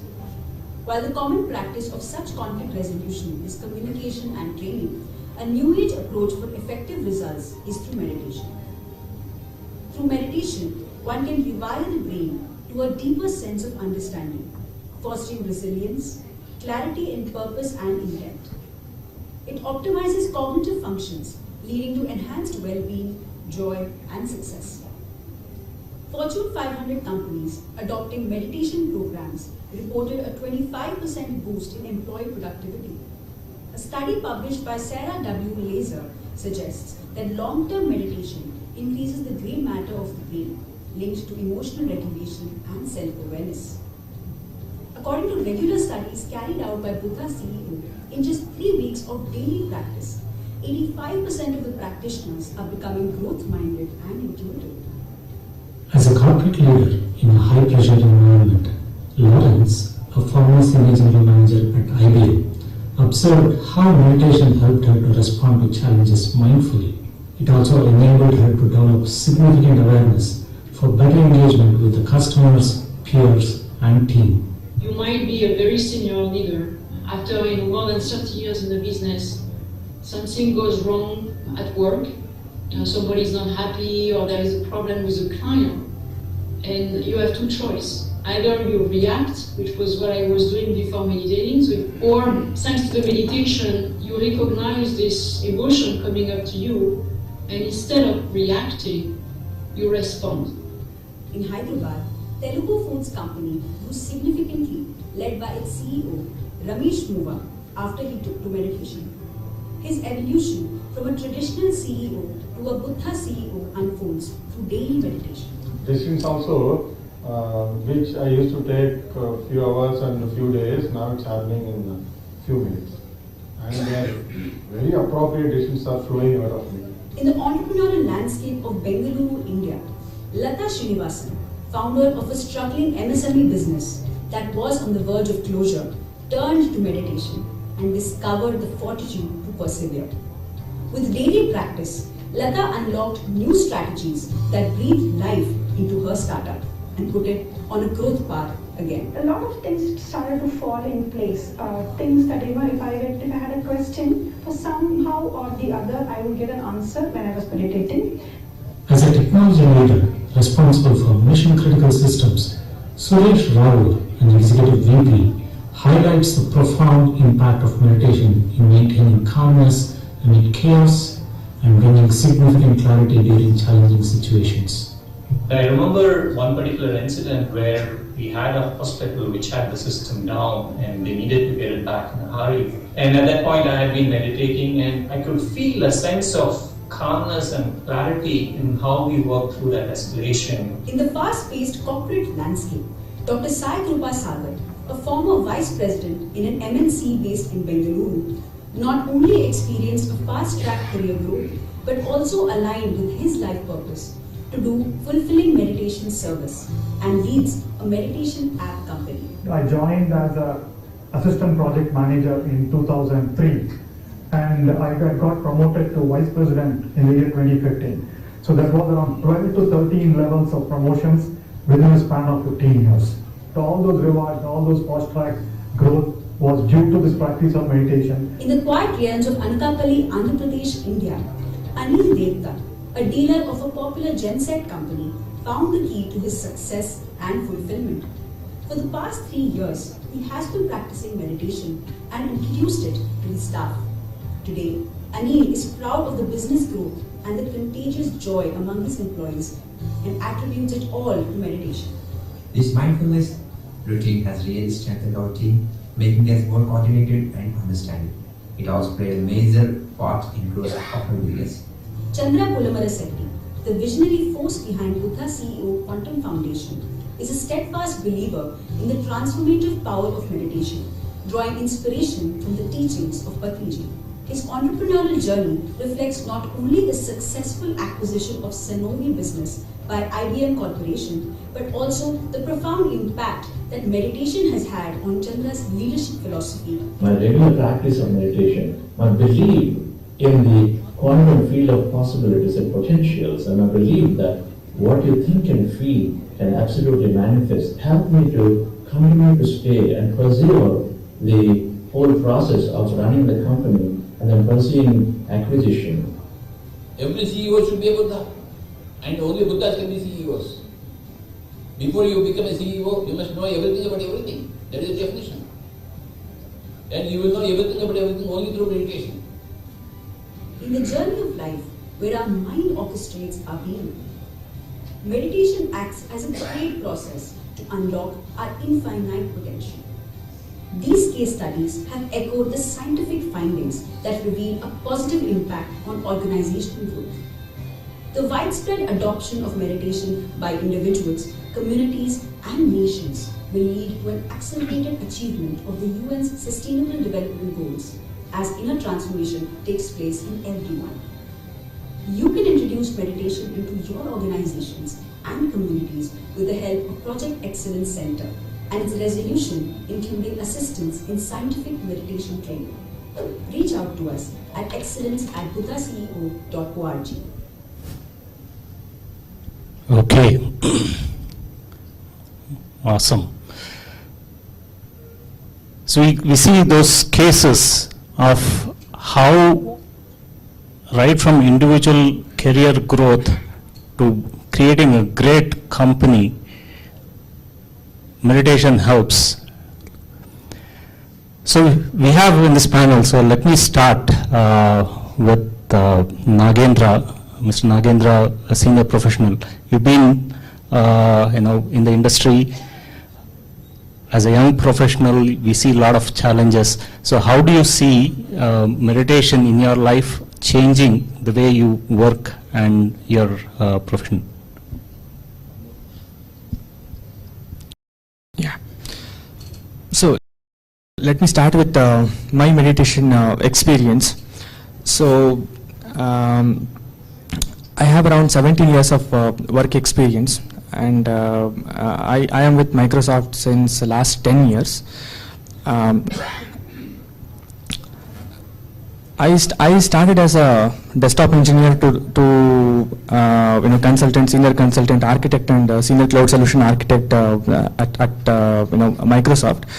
So though I was good at my career, and I am actually confident at what I was doing, I had a lot of anxiety and stress, and I was always worried about what happens in the future. A lot of people are getting fired in my organization. Market is not good, and people are losing job. I always worried about what is going to happen. How do I clear my house loan, and how do I clear my car loans, and then what happens to my kid? Always worried about future.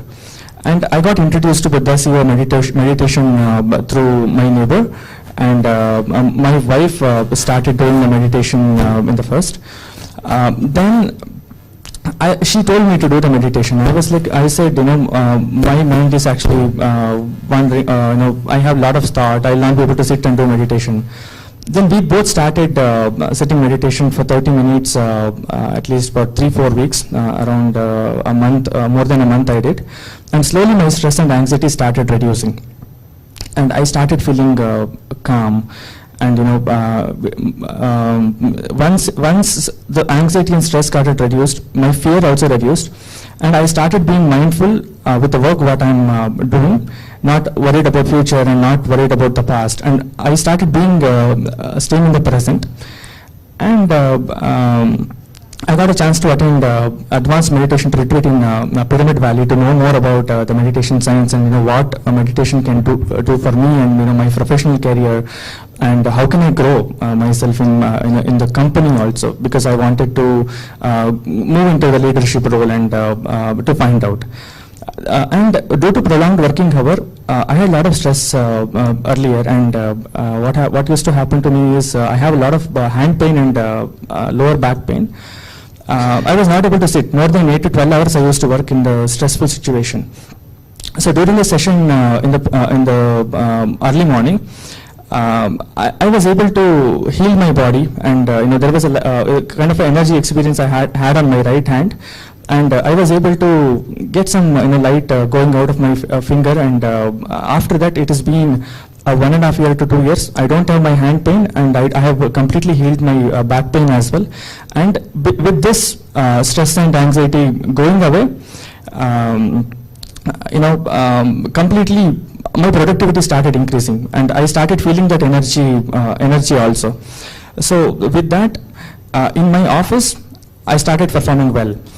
Because now I don't have stress and anxiety, and I go to customer place, I travel a lot, I don't get my energy drained. A lot of people coming back and saying to me that, Nagendra, the way earlier you used to be and always in a stressful situation, now I see you that you're a little bit calmer, and you're doing good. And a lot of presentation earlier, I used to take a lot of 2 to 3 weeks to prepare and give the presentation. I became more spontaneous. I started giving presentation quicker, and my learning capability increased. And with that, everybody started recognizing that, okay, now the performance is going good. And after I came back from the Pyramid Valley, I started introducing the meditation to Microsoft, and Buddha CEO did a couple of programs in Microsoft to all Microsoft India employees. And in my team, almost 10 to 12 people with me started doing the meditation, and entire team, we see that the coherency increased, conflicts, we understand each other. We now, we work for results. Instead of blaming, we take the ownership and started doing it. And our team has been recognized as a best team in the entire digital native solution area. And we have been asked to present, one video to the team where how your team is different, compared to the other team, and everybody, recognize that, the practice what they do, plus the coherency among the team and the trust among the team. There was a lot of significant difference compared to the other team, and they have asked to replicate our team, the way how we are doing to the other teams as well. So this is, my journey with meditation, Rakesh. So wonderful. So meditation helped you become more effective and efficient in the way you work, and had a great, engaging team, right? So I'll now reach out to Ms. Savita. So you've been a successful entrepreneur, been, in the industry. Share how, three things of how meditation is changing the way you're running your organizations, or how you're interacting with everyone. Sure, thanks Rakesh. So I have an MBA, and after MBA I directly got into business. This entrepreneurial bug bit me, and without any experience, background, just got into it, and that's when I realized I need to figure out how to even run the business. And initially, I didn't even know how to interview the candidates. I don't speak any of the foreign languages till today. But then I started interviewing. The first few years was a struggle. But then around 2009 is when I was introduced to some of these mindfulness techniques through a book a friend gave. My entire life outlook changed. And after that, I've been constantly exploring one or the other mindfulness techniques, reading books, meeting people, attending workshops, and that completely changed my business, myself. My entire business journey became more of a spiritual journey. And I used all of these techniques. The business would happen in 1 hour, 2 hours, I would finish my work. The rest of the time it was all for my exploring these things. Using just the power of the mind, I've managed the business for the last 20 years. And I started the business also without any funding or support, because this is something which was very niche back then in 2005. And then just practicing mindfulness, being in the moment, helped me increase my creativity, and I started innovating, introducing a lot of new products, new services. Back in 2012, we introduced Salesforce that automated the entire business, and that changed the entire scenario. So in the last, after that Salesforce, this thing, every challenge that would come up, completely turn it into a technical automate it. And even before the lockdown started, the business was completely ready with the LMS system, because this happens when you are meditating, when you are mindful, the answers start coming from within, the intuition. You asked me 3 things. The first thing that really helped me was creativity and innovation.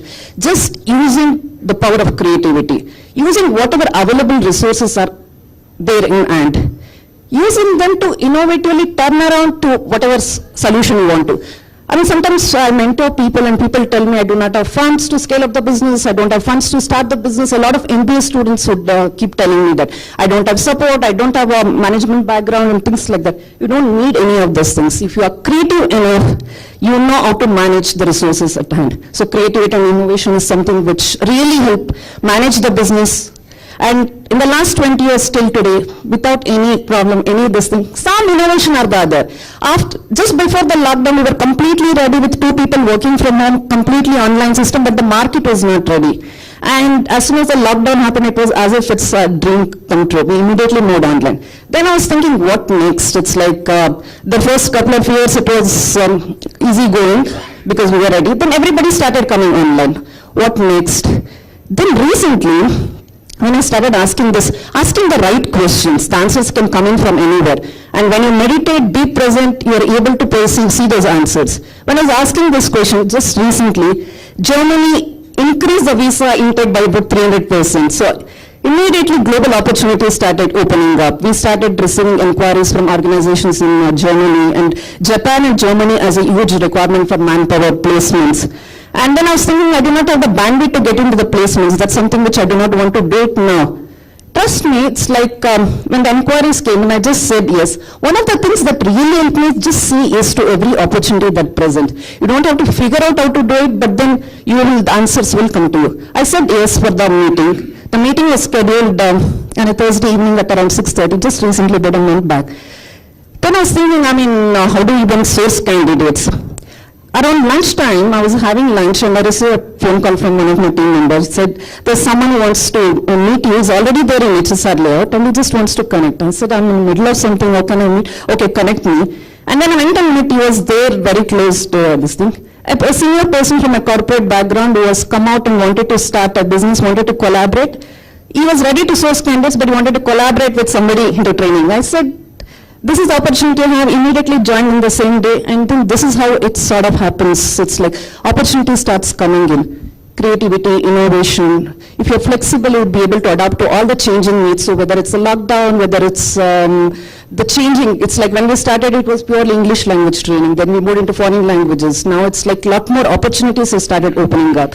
And when I kept asking this question yesterday, also somebody from Chennai came and he said, let's do the placement, this in global overseas education and placements in many of these regions in Europe and other regions where there's a huge shortage of manpower and they need languages and training. So this is how meditation and mindfulness is helping me run the business and manage it successfully. Wonderful. So meditation is helping to be ready. A lot of intuition gets developed with the practice of meditation. So you can be ready before you need to have whatever that you need to deliver. So thoughts create reality is about creating your own future based on what you're thinking, and it's helping. So thank you for that.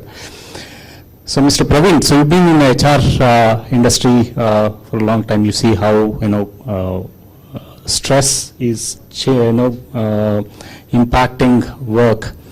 So how do you see meditation helping people grow, people have a different lifestyle and grow in their careers? Certainly. Glad to be here. Good afternoon, if it's already there.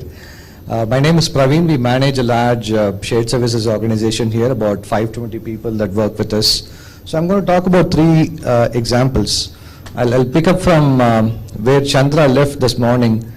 This is an underrated concept, right? Every single day, there are probably 50,000 thoughts that cross our mind, one or the other way. And out of that 50,000, if you break it down a little bit more, you're probably making close to 1,000 decisions each day. When I say decisions, these are not decisions that should the war in Russia-US end or Russia-Ukraine end. That's not the decisions I'm talking about. It could be as simple as the attire I'm wearing.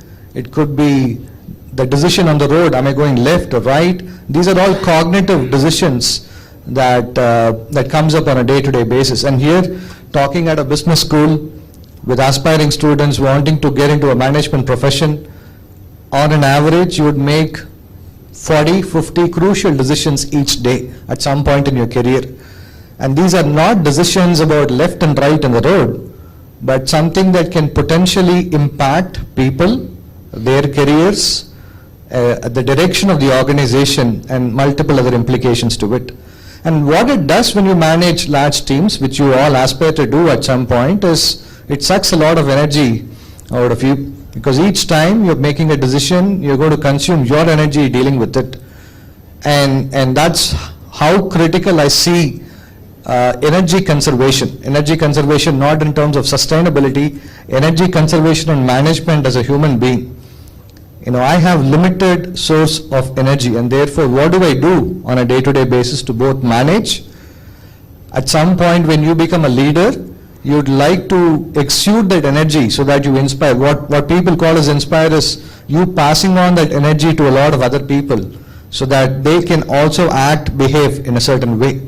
And that means you're spending energy on somebody else to also get them inspired to act. All of this, I call this energy management. So some of these tools, again, I'm, as far as my personal experience go, while I've experienced some of that, I'm hearing of Buddha CEO in the last 1 week and so on. So I'm purely talking about it from the industry standpoint. Number two, I could relate to the last benches sitting here. One of those conferences in my PG days, pursuing postgraduate, I felt like, okay, if visualization and manifestation can really help. So from my residence to my college, when I traveled a couple of decades ago, there used to be this Nokia bus, Nokia special economic zone was being set up in Chennai, a big, massive industrial layout. And it always became an aspirational company at that point. And somebody introduced me to this manifestation, with all stigma, bias. When we started dealing with it, what I did is, for what it is worth, at least towards the placement season, I said, I will visualize every day in the morning that I am actually boarding that bus. At 6:30 in the morning, that bus leaves the road in the residence. So every time I cross that place, I used to think, I'm going to board this bus. I'm going to board this bus. At every time when I go through that location, I'm going to work here. So it kept playing in my mind. And sometimes, there are examples that people are talking about, hey, as you visualize, you don't need to move your hand, it will happen. But my personal experience has been, once it starts playing in your mind, that you have to go, you have to board this bus, you have to work with a certain employer, your energy focuses your actions towards pursuing that. So that's the practical way of how visualization and manifestation really worked. And on the fun side of it, as life would have it, I actually boarded that bus. I actually went to that campus, but I worked for the next company. Unfortunate, because the manifestation was not clear in my mind, that I was thinking I'll go to this organization. It was a group of 7 organizations in Sri Parambattur. I boarded the exact same bus, but the lack of clarity in me of, okay, am I going to work for this company or am I going to board this bus, had all the difference. Right? So these are side effects to how you manifest, visualize. Clarity, as some of these tools will be taught today, I'm looking forward to it. It's a good refresher to have. But how you manifest, how that translates is real. And I kicked myself. I said I should have imagined it with a little more clarity, and I could have experienced this with all my blood and tissue, that I'm going to work for this company. Yeah, as life would have it, it turned differently. The last example I would say would be, I come from a very humble background, corporation school in Chennai. A lot of people talked about humble backgrounds here. Mr. Parthasarathi is from Rotary here. As part of Road Tract, again, that was something that we were introduced to it. There were a couple of ladies here in the backstage. So I used to help them in the backstage as part of Road Tract events, if you know what I mean. So it's always been an aspiration to say, hey, how long will we be in the backstage? Right? At some point, you've got to step up, do something meaningful. People define success multiple terms, right? Organizational growth, promotions. Well, each of you will have a different definition. But I told myself that, hey, at some point, you've got to make some impact to you and the people around, where you move from the backstage to front stage. Well, after that, again, the actions, energies, a lot of things have changed. I've probably spoken about 150 different events so far.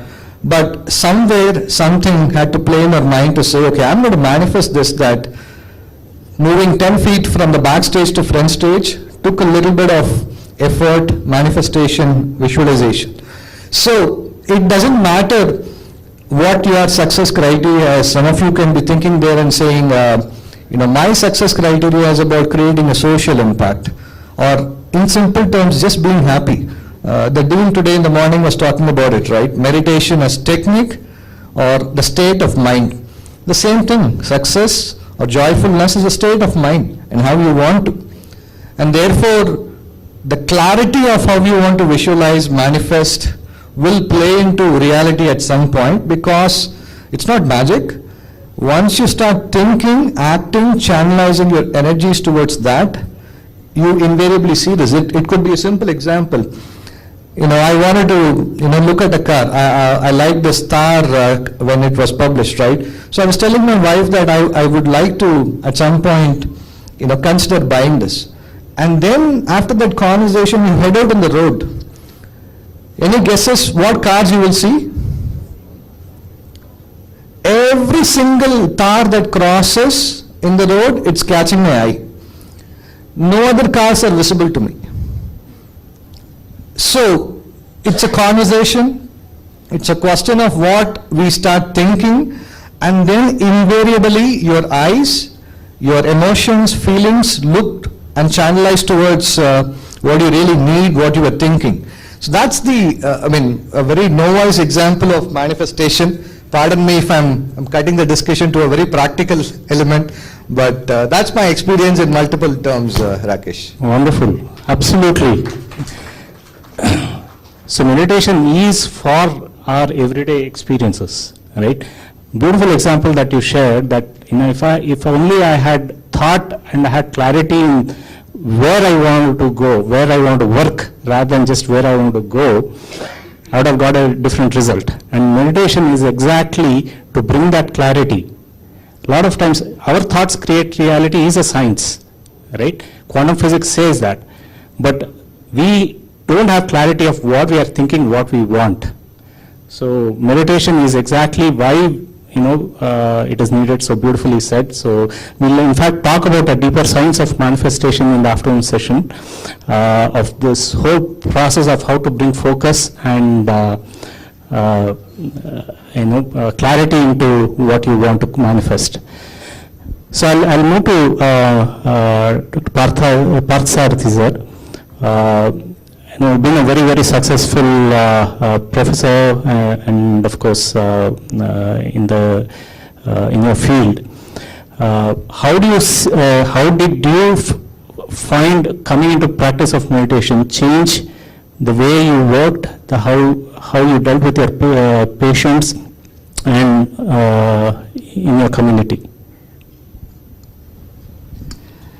Well, good afternoon, everyone. I would like to thank Chandra sir and all the team members for making this beautiful event happen and being a part of this amazing conference and a panel.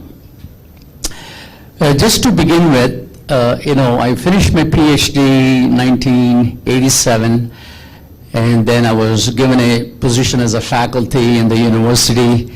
And what comes with the faculty position is not just teaching, but a lot of research, service. So there are three areas they're going to evaluate you when you're a tenure track professor. And the clock is ticking from the very first day you sign the contract. So not only you need to be a good teacher, but also a good researcher, and also you work in 100 different committees, that is the service component. And also you got to bring in a lot of money, grants to the university. In a way you look at it in US, many of these universities work like any other corporate world. At the end of the day, they want to make sure that you're productive in all the three areas. So when the clock starts ticking in, and then I have 3 different locations for my private practice, helping patients with hearing problem, and my blood pressure was up. I had a lot of back issues for many years, but I got to juggle so many things, at one given time, because the clock is ticking. Then after 5 years, they will evaluate you to see if you're going to be tenured or not tenured. And if you're not tenured, you're out of the loop and you start your journey all over again. So it was very, very stressful. And then I thought to myself, this is not the way I want to lead my life, even though I had this faculty position. So I thought about other kinds of way to relax myself because my BP was up, my back issues getting worse. So that's where I was introduced to Jyoti meditation, chakra meditation, and whatnot. It did help me significantly to a point where I was much more focused, much more calmer, and then I was able to spend more time with my students. I was not just, goal dreaming to get a tenure. That was not the goal anymore. The goal was to serve what I was intended to be as a professor, to be a good teacher, and also to be a good researcher and serve the community and the university as best as you can and forget about the end result. So that was the approach I was able to take, and then that made a huge difference. So within a short span of 10 years, from an assistant, I became a full professor, and again, it happened very effortlessly. So I attribute all of that to some of the practice of meditation. And then what happens is you get to be very comfortable and everything is happening beautifully. Then what do? Stop meditating.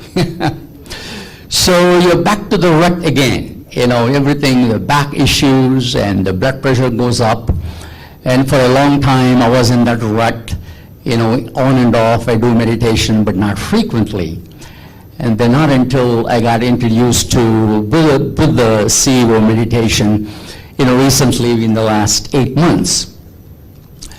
So what it has done for me is not only to be a better human being, but also to have some level of compassion, gratitude with what I do with my students and also with my patients. In my line of work, I deal with a lot of patients who have all kinds of hearing problems. And one of the common hearing problem when you have a hearing loss is tinnitus, ringing in the ear. I don't know how many of you, or if you don't have the symptom, thank God you don't have the symptom. But the ringing in the ear is commonly associated with a hearing problem inside the inner part of the ear, so there is no cure for it. So sometimes you provide hearing aids, it's going to help, but that by itself is not enough. In about 5% of the patients who have ringing in the ear, they are very suicidal, depression, anxiety, they're on heavy medication. So I was able to use some of the things that I learned from Buddha CEO meditation, use it with my patients. And the results were amazing because the Buddha CEO meditation, as you learned today, is so simple. You don't have to go anywhere. And no matter what your religious beliefs are, you can easily embrace that.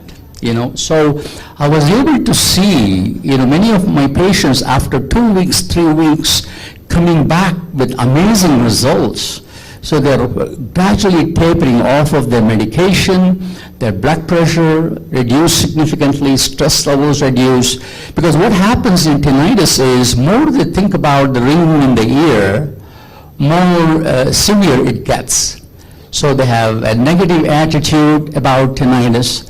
They isolate from the society, they are not engaged in the society. So more isolated they are, more negative they are, that it's like a vicious cycle. It repeats to itself, so the tinnitus gets worse, other than getting better, no matter what the medication they are on. So with this simple technique of mindful meditation, breath meditation, many of my patients saw amazing results, and also many of their doctors, their primary care doctors, were very surprised what's going on.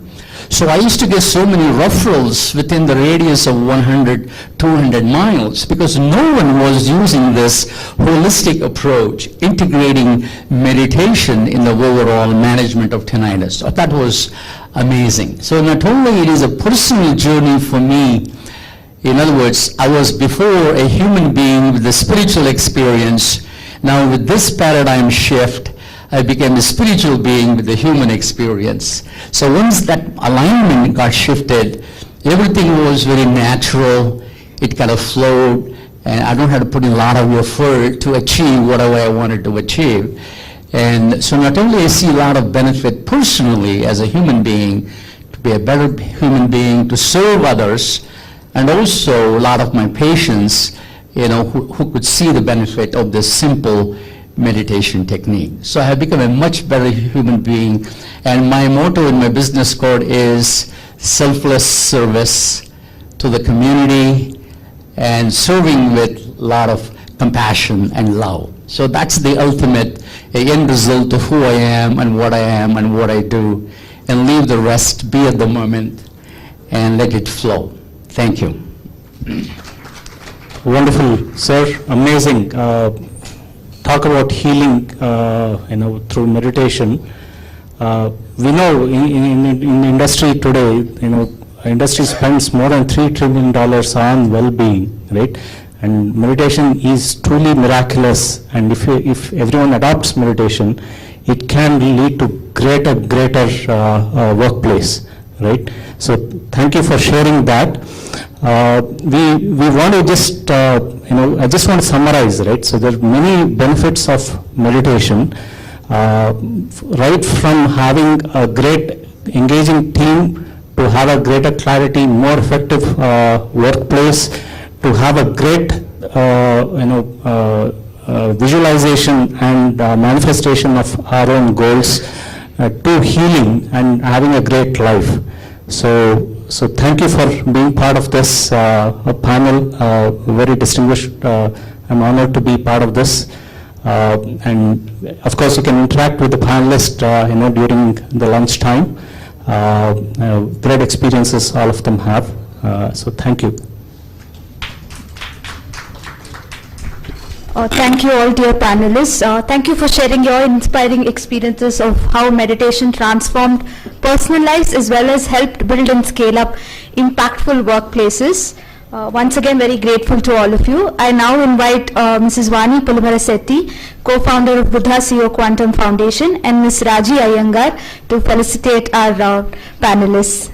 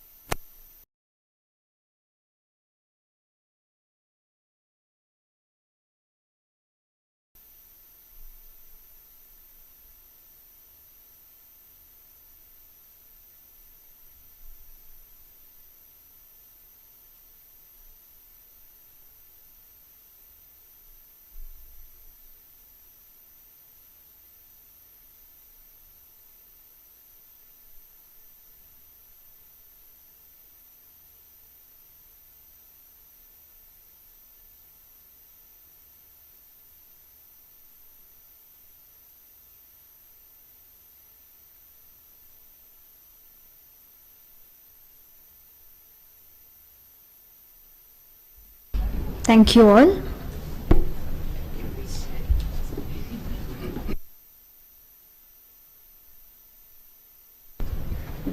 We heard about impactful organizations, but don't we need impactful and mindful leaders for the same? So it's time for another talk by another inspiring master.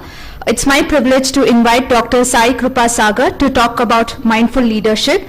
Dr. Sai Kripa Sagar is a former Vice President at Cognizant and current CEO and co-founder of Quantum Coherence Technology and Managing Trustee of Pyramid Valley International.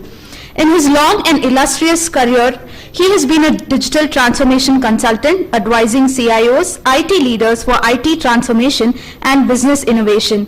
Having gone through an extraordinary transformation in his personal and professional life due to daily practice of meditation, Mr. Sagar has undertaken the task of spreading meditation in various ways. I welcome you, sir.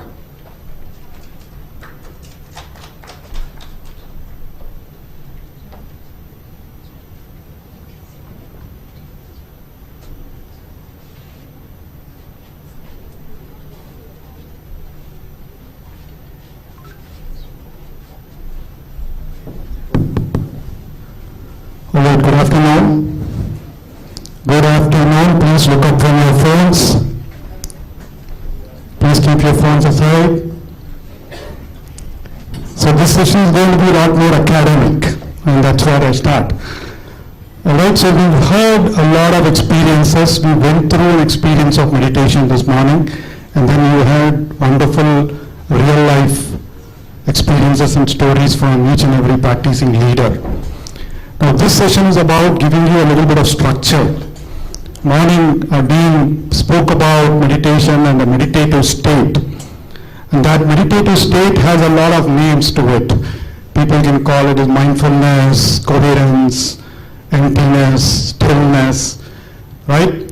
So we want to stick to the word of mindfulness, and we talk about how each one of you will get into that meditative state of mindfulness and what will happen because of that for your leadership career and excellence to organizations.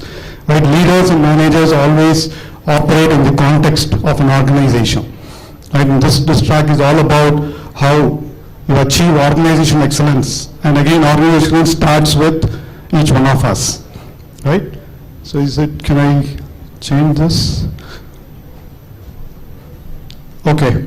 So before we get into mindful leadership, right?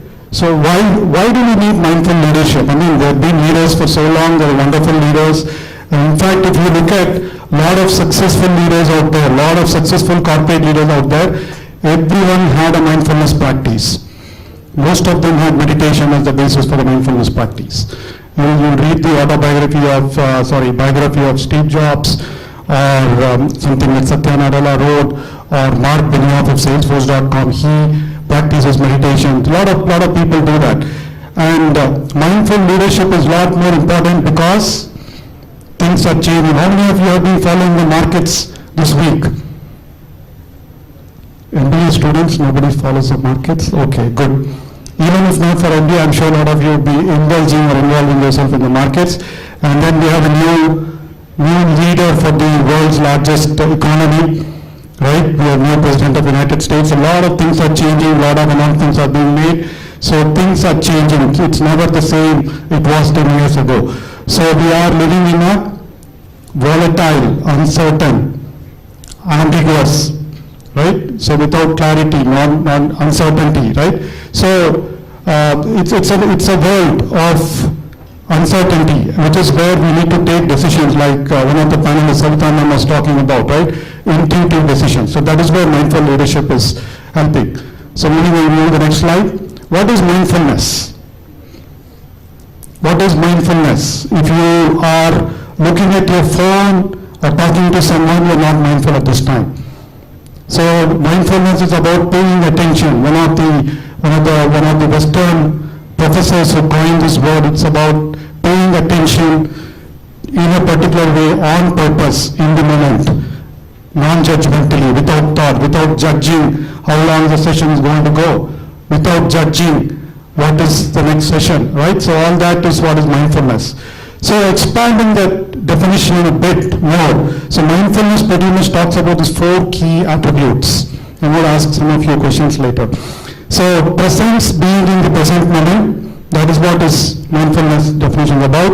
It's about being non-attached to what you are doing, unattached to what you are doing. You must have heard a lot about pay attention to the process, not the outcome. Right? It's about doing things in the moment. Clarity, mental clarity. Why am I doing this?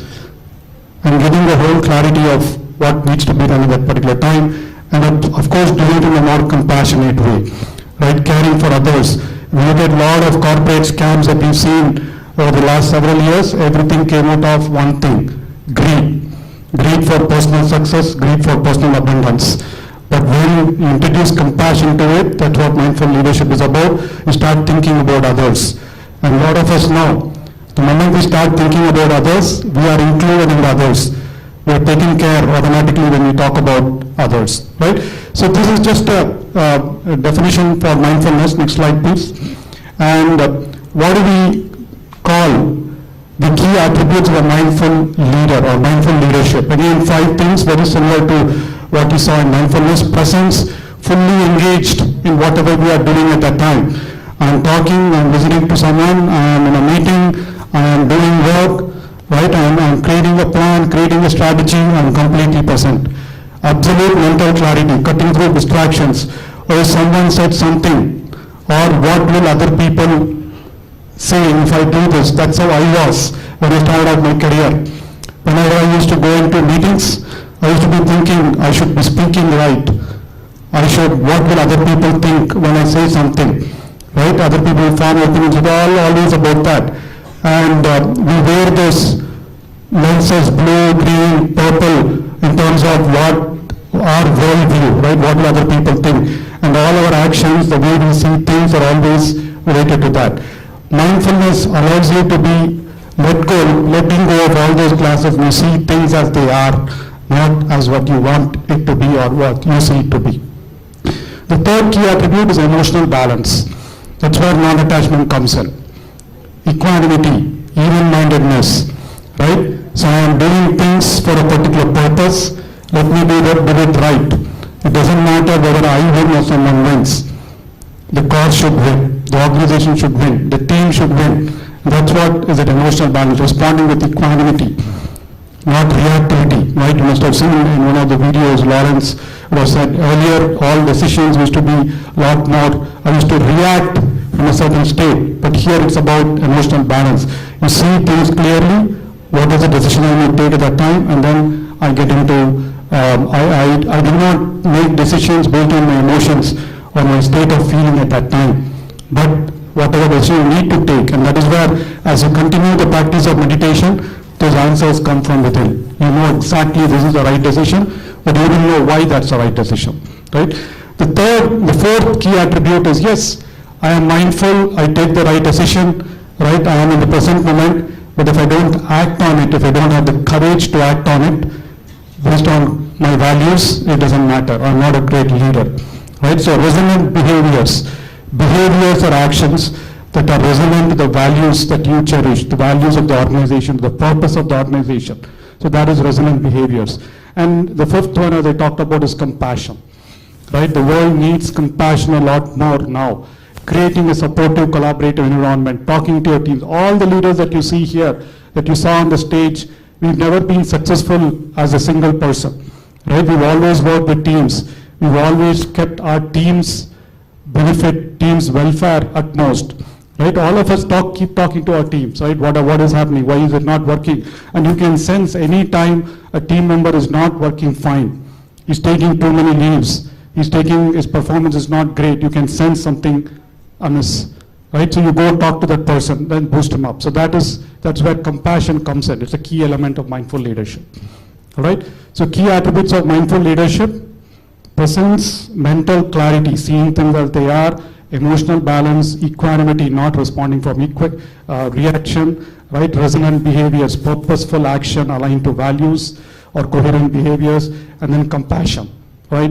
Partnership and compassion. So those are the key attributes of mindful leadership. Can you go to the next slide, please? And as Professor Shiv Prakash was recounting the attributes of Buddha CEO, who is a Buddha CEO, right? If you look at a lot of literature from Buddhism, right, there's a lot of mention about mindful leaders, mindfulness. Right, a mindful leader is one who imbibes the attributes of Buddha, attributes of mindfulness. And that is where you see there's nine attributes, right? Exhibits high energy, leads with compassion, encourages constant innovation and creativity, right? Uses competition only for developing more excellence, not as a way to kill the other person, right? Recognizes that every employee has infinite potential. That's another thing quantum science tells us. Each one of us are capable of doing the infinite, and so as the other person. And encourages everyone to see them as leaders. That's another quality that we all imbibe from our Guru, Brahmarshi Patriji. Nobody is a disciple, everybody is a master. Each one of you is a master, each one of you is a leader. Provides freedom and love-based, caring and inclusive, more about compassion. Recognizes abundance of opportunity, there's enough for everybody. It's when someone starts believing in lack and limitation, that's when competition happens. But when there is enough for everybody, everyone, we enable everybody to be part of that abundance. And then finding meaning and purpose, aligning to values. All right? So these are the 9 attributes, 9 qualities of a Buddha CEO. Please visit buddhaceo.org. Right? You can find a lot more material about what it means to be a Buddha CEO, what it means to be a Buddha leader, what it means to be a mindful leader. All right, so we move to the next slide. So, what are the benefits of being mindful, right? Being a mindful leader. Again, I'm summarizing all the experiences from all the masters who shared this morning. Effective communication. As I said, you don't, earlier when I used to communicate, I always used to think, what is the other person going to think? What should I talk next? When will he let go of the conversation, right? All this chatter used to happen. Meditation calmed the chatter. And sometimes I was giving answers that I didn't even know where it came from, right? So intuition, so you get that spontaneity, effective communication. And then the moment I became spontaneous, my ideas started getting appreciated and people were pushing the ideas, and that was the reason for all my promotions and my organization. Earlier I used to think, oh, this is a silly idea, why should I even talk about it? People will ridicule. But then when the mind, the chatter stopped, the subconscious mind stopped chatting, that is when my ideas I kept on the table, people started appreciating, right? That spontaneity adds a element of energy. Efficient decision making, intuitive decision making, right? You are looking at things the way they are, right? You are taking into account all the parameters, not just being biased, right? That's another thing. Insightful creativity, like some of the panelists mentioned that, right? Creativity comes, sudden decisions come, intuition comes. Even we have seen that in teams, like Nagendra was talking about, right? Teams become more collaborative. As teams become more collaborative, new ideas keep coming up. You brainstorm, you'll get an idea. Lot of creative wonders that have come from Apple, from Microsoft, from Google. They all talk about how mindfulness has helped boost their creativity and innovation. Increase productivity. Absolutely. I mean, there's nothing like multitasking. A lot of us, I grew up believing that when I multitask, I'll be a lot more productive. But there is nothing as draining as multitasking, right? But what mindfulness teaches you is do one thing at a time fully. When you start doing it, you'll be achieving more than what you might have done when you do multitasking, right? So you'll probably do a lot more things, but full attention. Focus on a problem, solve it. Focus on a problem, solve it. Move on. You'll be solving 10 problems a day or taking 10 decisions a day compared to 10 full decisions a day or effective decisions a day compared to maybe 6 half-baked, half-truth-based decisions earlier. So productivity, we've all seen that happen. Productivity increases manifold. You have higher energy, you don't worry too much, right? And then better resilience. I know who I am, right? There will be ups and downs. All of us are leaders here. All of you will start a company, you'll go lead a team in an organization, lead an organization. There will be ups and downs coming from within the company, from outside the company, from the economy, or from within you or your family, right? Mindfulness allows you to kind of take it all in your stride, right? It's not that, oh my God, why am I? Why is this happening to me, right? There is a reason why things happen. That's what we've all learned. So better resilience, you're able to go with the peaks and valleys of life, just like the way things are, right? Even-mindedness, equanimity. So these are the benefits of being mindful. And again, it's not just about mindful leadership. For each one of us, being mindful definitely helps us do all these things which we do in everyday life, right? Being either in family, either in a classroom, or in an organization, or in a team, right? So next slide, please. I'm just going fast. I hope I'm not going too fast. I'm just trying to make up some time. So how meditation helps mindful leadership? Again, a lot of things have been covered. So Chandra was talking about a lot of these things. Enhances self-awareness and emotional regulation, strengthens focus, concentration, right? And then gives you that leadership presence. When your leadership presence, one of the elements is confidence. One of the elements is clarity. How do you get that? Not by attending hundreds of seminars on how to be confident, but by just the simple practice of silencing your mind. The moment you come out, you feel a lot more confident, right? You feel a lot more intuitive. And then helps leaders remain calm under pressure, which is what is resilience. And then supports our overall well-being. You heard a lot of stories, a lot of cases in terms of how meditations helped improve physical health, right? And then mental health is about sharpness. So all these are the benefits of a meditation practice. Continuous, consistent meditation practice is what gets you there. So can you move on to the next slide? So quick science, Chandra talked about, so you can refer to any Go type on ChatGPT or Gemini as well, how the science behind meditation, you'll get a lot of articles. So again, there are 4 key networks in the brain that get modified by meditation. Right? So there is this emotion regulation network, which is what happened whenever I used to talk, I used to have this fear of talking. Right? So that fear gets subdued. Emotional regulation network gets silenced. Right? So you don't react emotionally. The second thing is focusing attention. As all of you who are focusing your attention on the talk, your attention network is active. Right? Whereas your distraction network is not.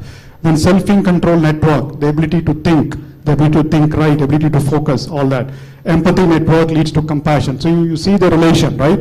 What is mindfulness, how meditation helps things, what are the networks in the brain that get impacted through meditation. All right? So next slide, please. So a quick case study, again, you can go and search on the web. An Australian journalist who practiced just 8 weeks of mindfulness meditation had different parts of his brain changed, right? So they measured his biomarkers, his neuromarkers over several weeks. All his blood pressure, his ECG, his heart rate, HRV, his response to memory, his memory power, his response times, several of those factors, right?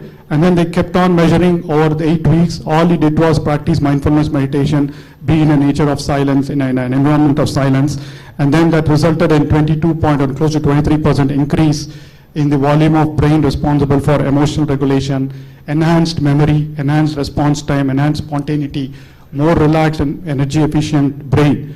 And all these changes in just 8 weeks of mindfulness meditation. So nothing else, no supplements, no kriyas, no rituals, right? So a lot of science behind what we are talking about. That's what I want to illustrate with this slide. One more, next slide. So we'll move fast. I mean, a lot of case studies about how meditation and mindfulness are being used at Google, Goldman Sachs, General Mills. Again, they have a mindful leadership program. Right? McKinsey says 89% of employees in mindfulness promoting companies feel more engaged. Yeah, our HR leaders will take care of it, right? Take note of it. So move on. There's next slide, please. The benefits of meditation. Again, lot of studies being published. McKinsey study says 20% higher productivity in mindful teams. We talked about productivity, right?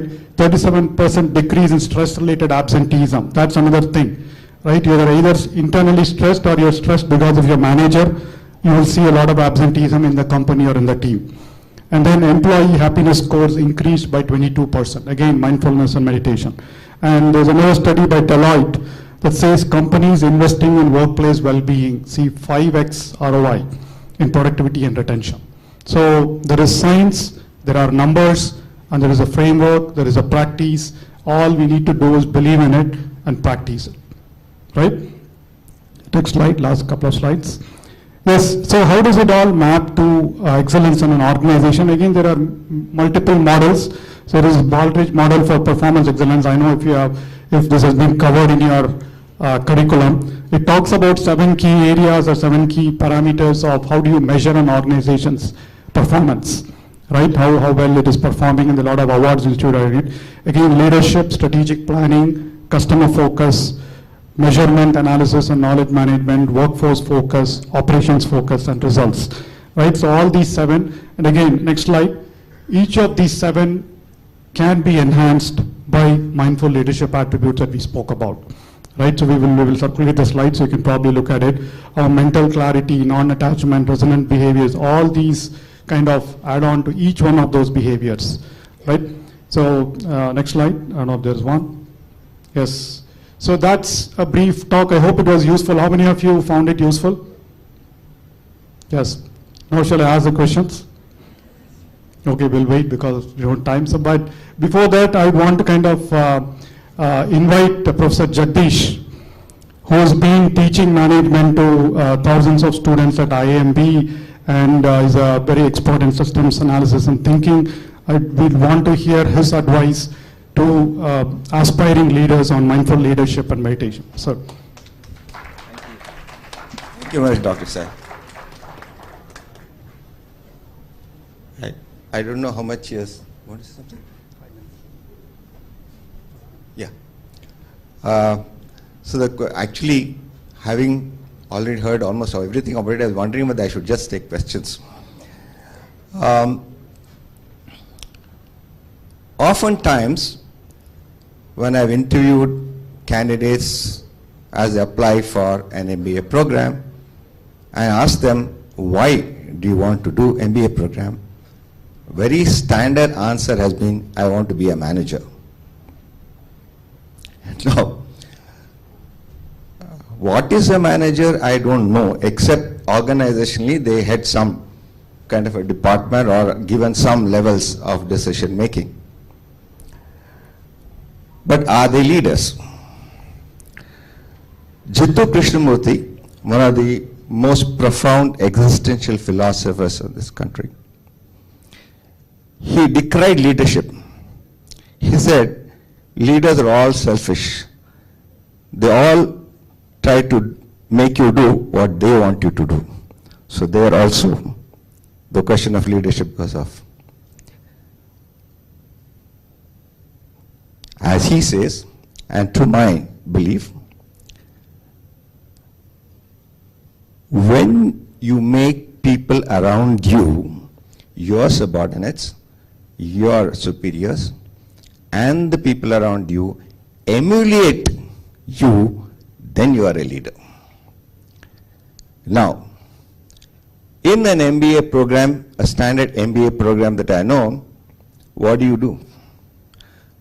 Irrespective of the pedagogy, you have a set of courses listed as functions, operations, marketing, HR.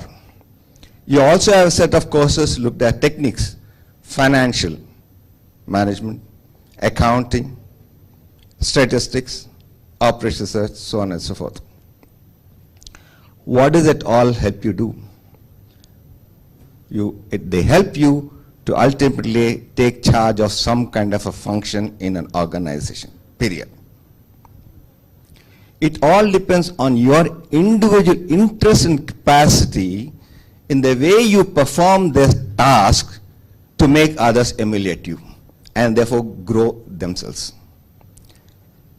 Having been in this field for decades, met tens of thousands of students, young people, therefore I have always wondered, covering all these functions and ultimately by chance enabling you to do something that people emulate you and therefore grow your organization with, is that right?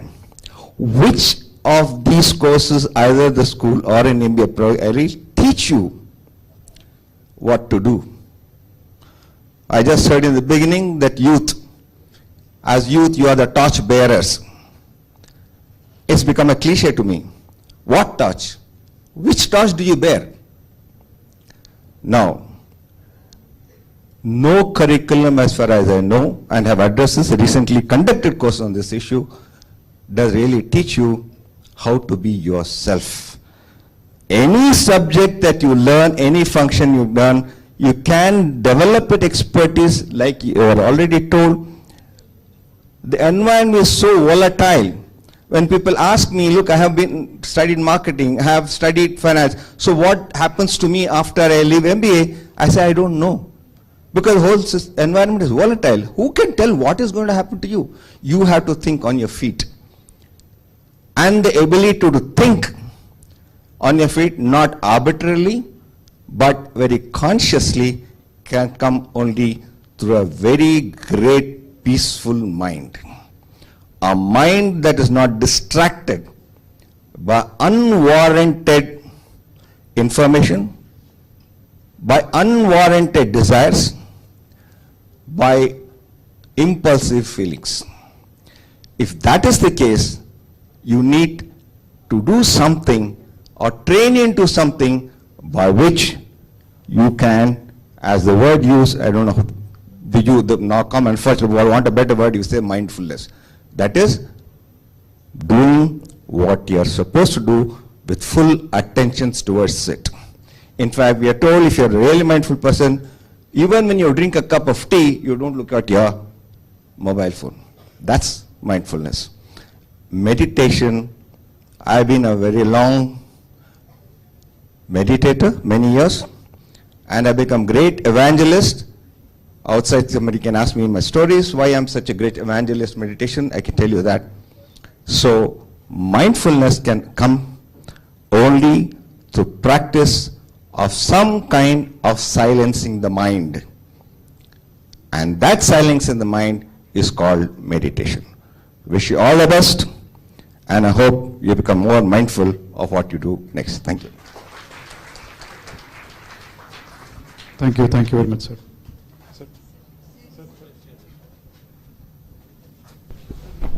Thank you, Professor Jagdish and Sai Kripa Sagar, sir, for your insightful messages on the power of meditation for personal growth and also to become visionary leaders. I request Mr. Chandra Pulumarasetti and Professor Shiva Prakash from ISPR to facilitate our guests.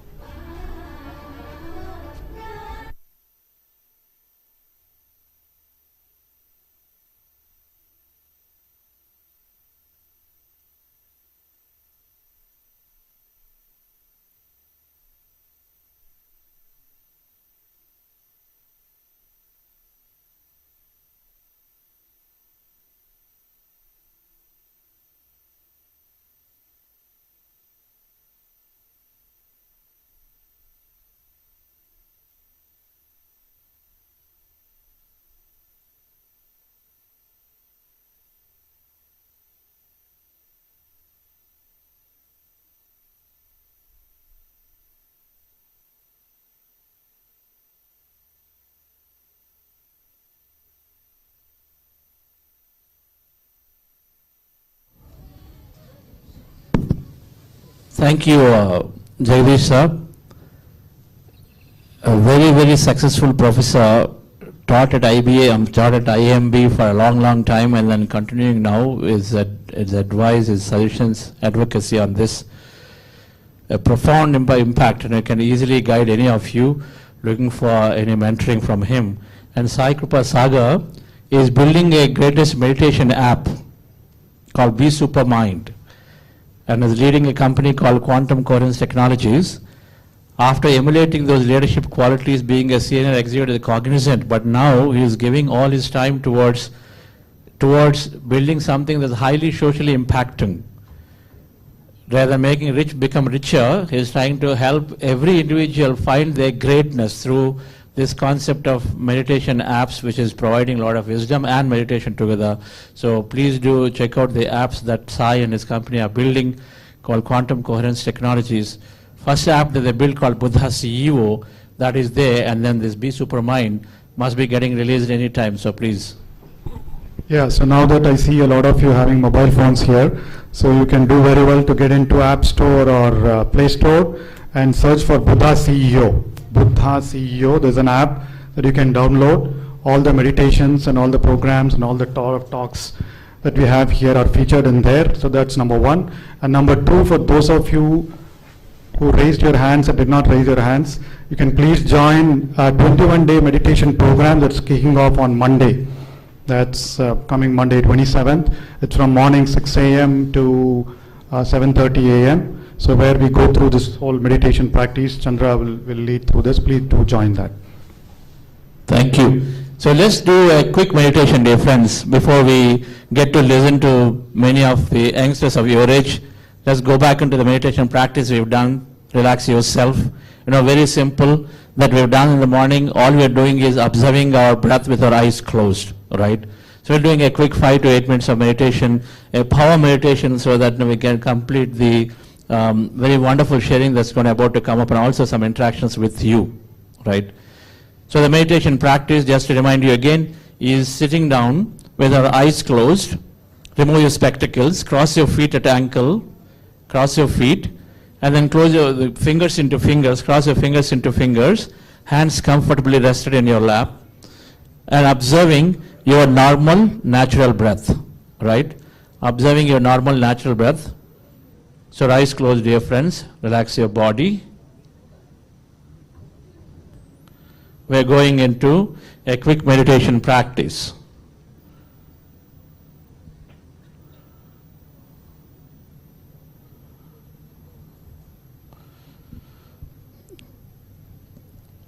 Be with your breath, dear friends.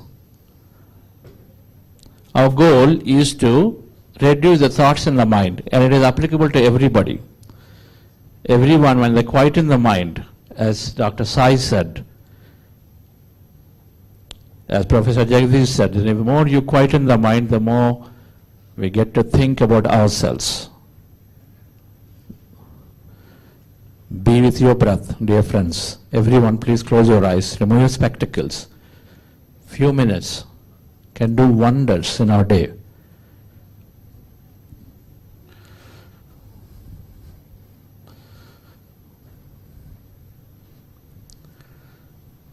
Observe your normal, natural in-breath and the out-breath.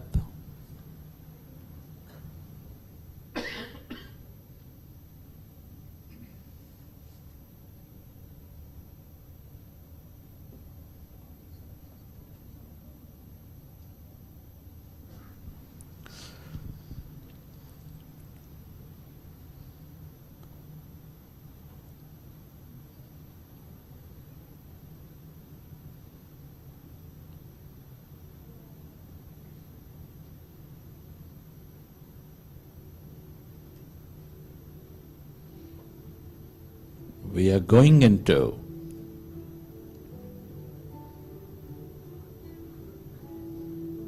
powerful group meditation, dear friends.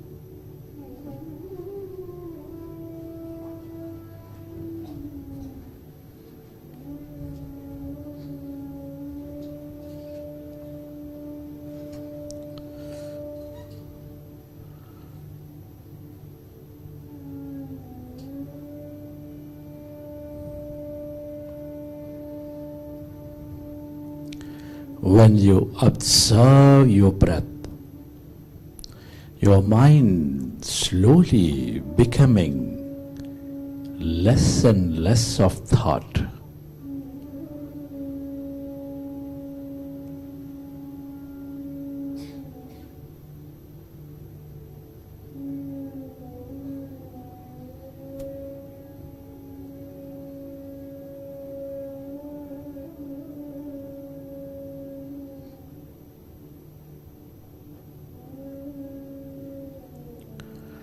As your mind is becoming empty,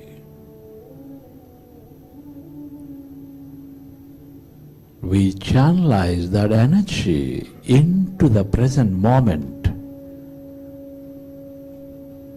We develop greater mindfulness.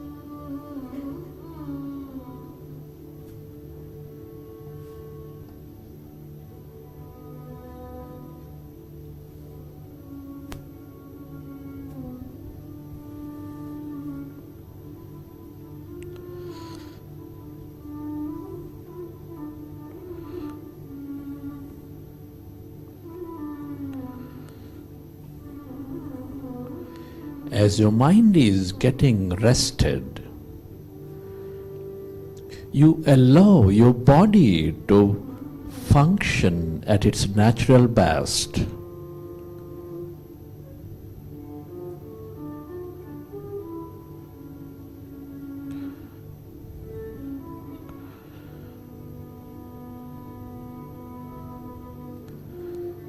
Allow yourself to merge into your breath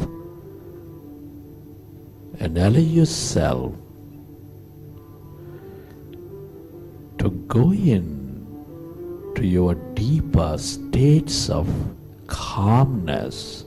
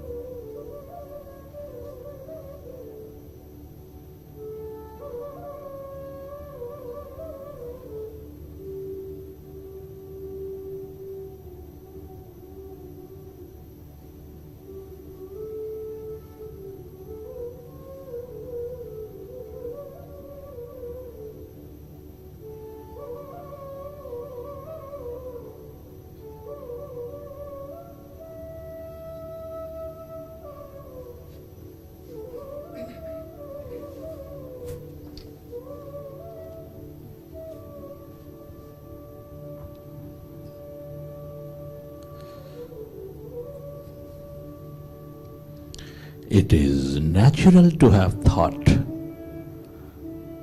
When you recognize you are thinking, go back to observing your breath, dear friends, and allow yourself to slowly and slowly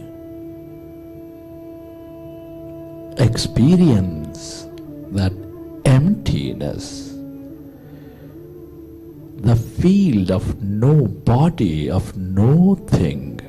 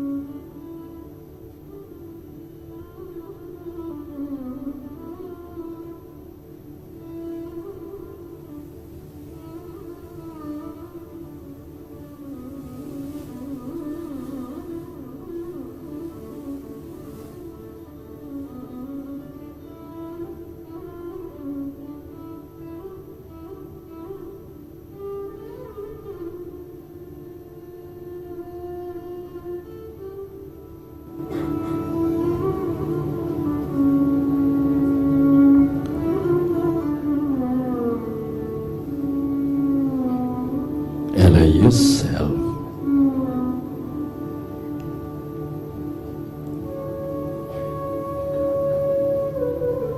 To merge into that emptiness, that blackness,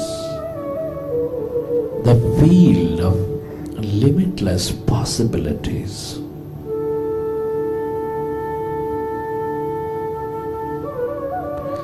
The more you are with it, with that emptiness, that quietness, the more miraculous you become.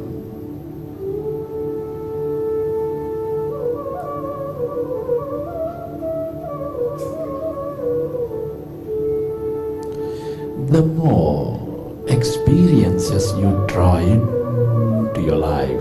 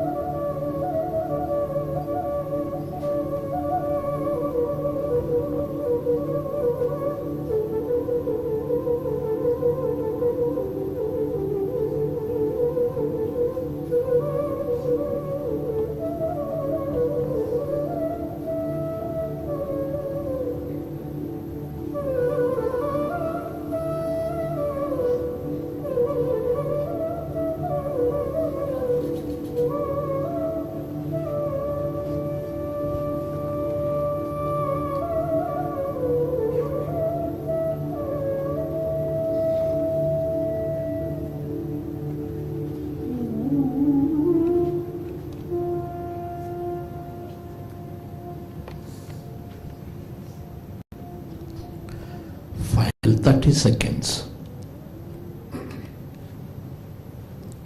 Merge into your breath.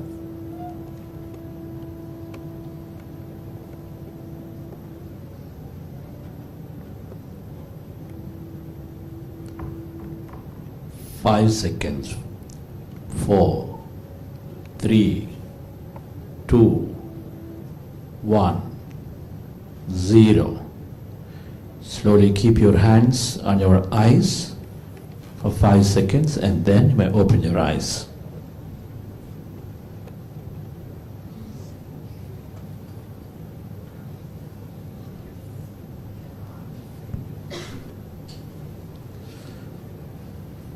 Okay, dear friends, we've done a quick meditation.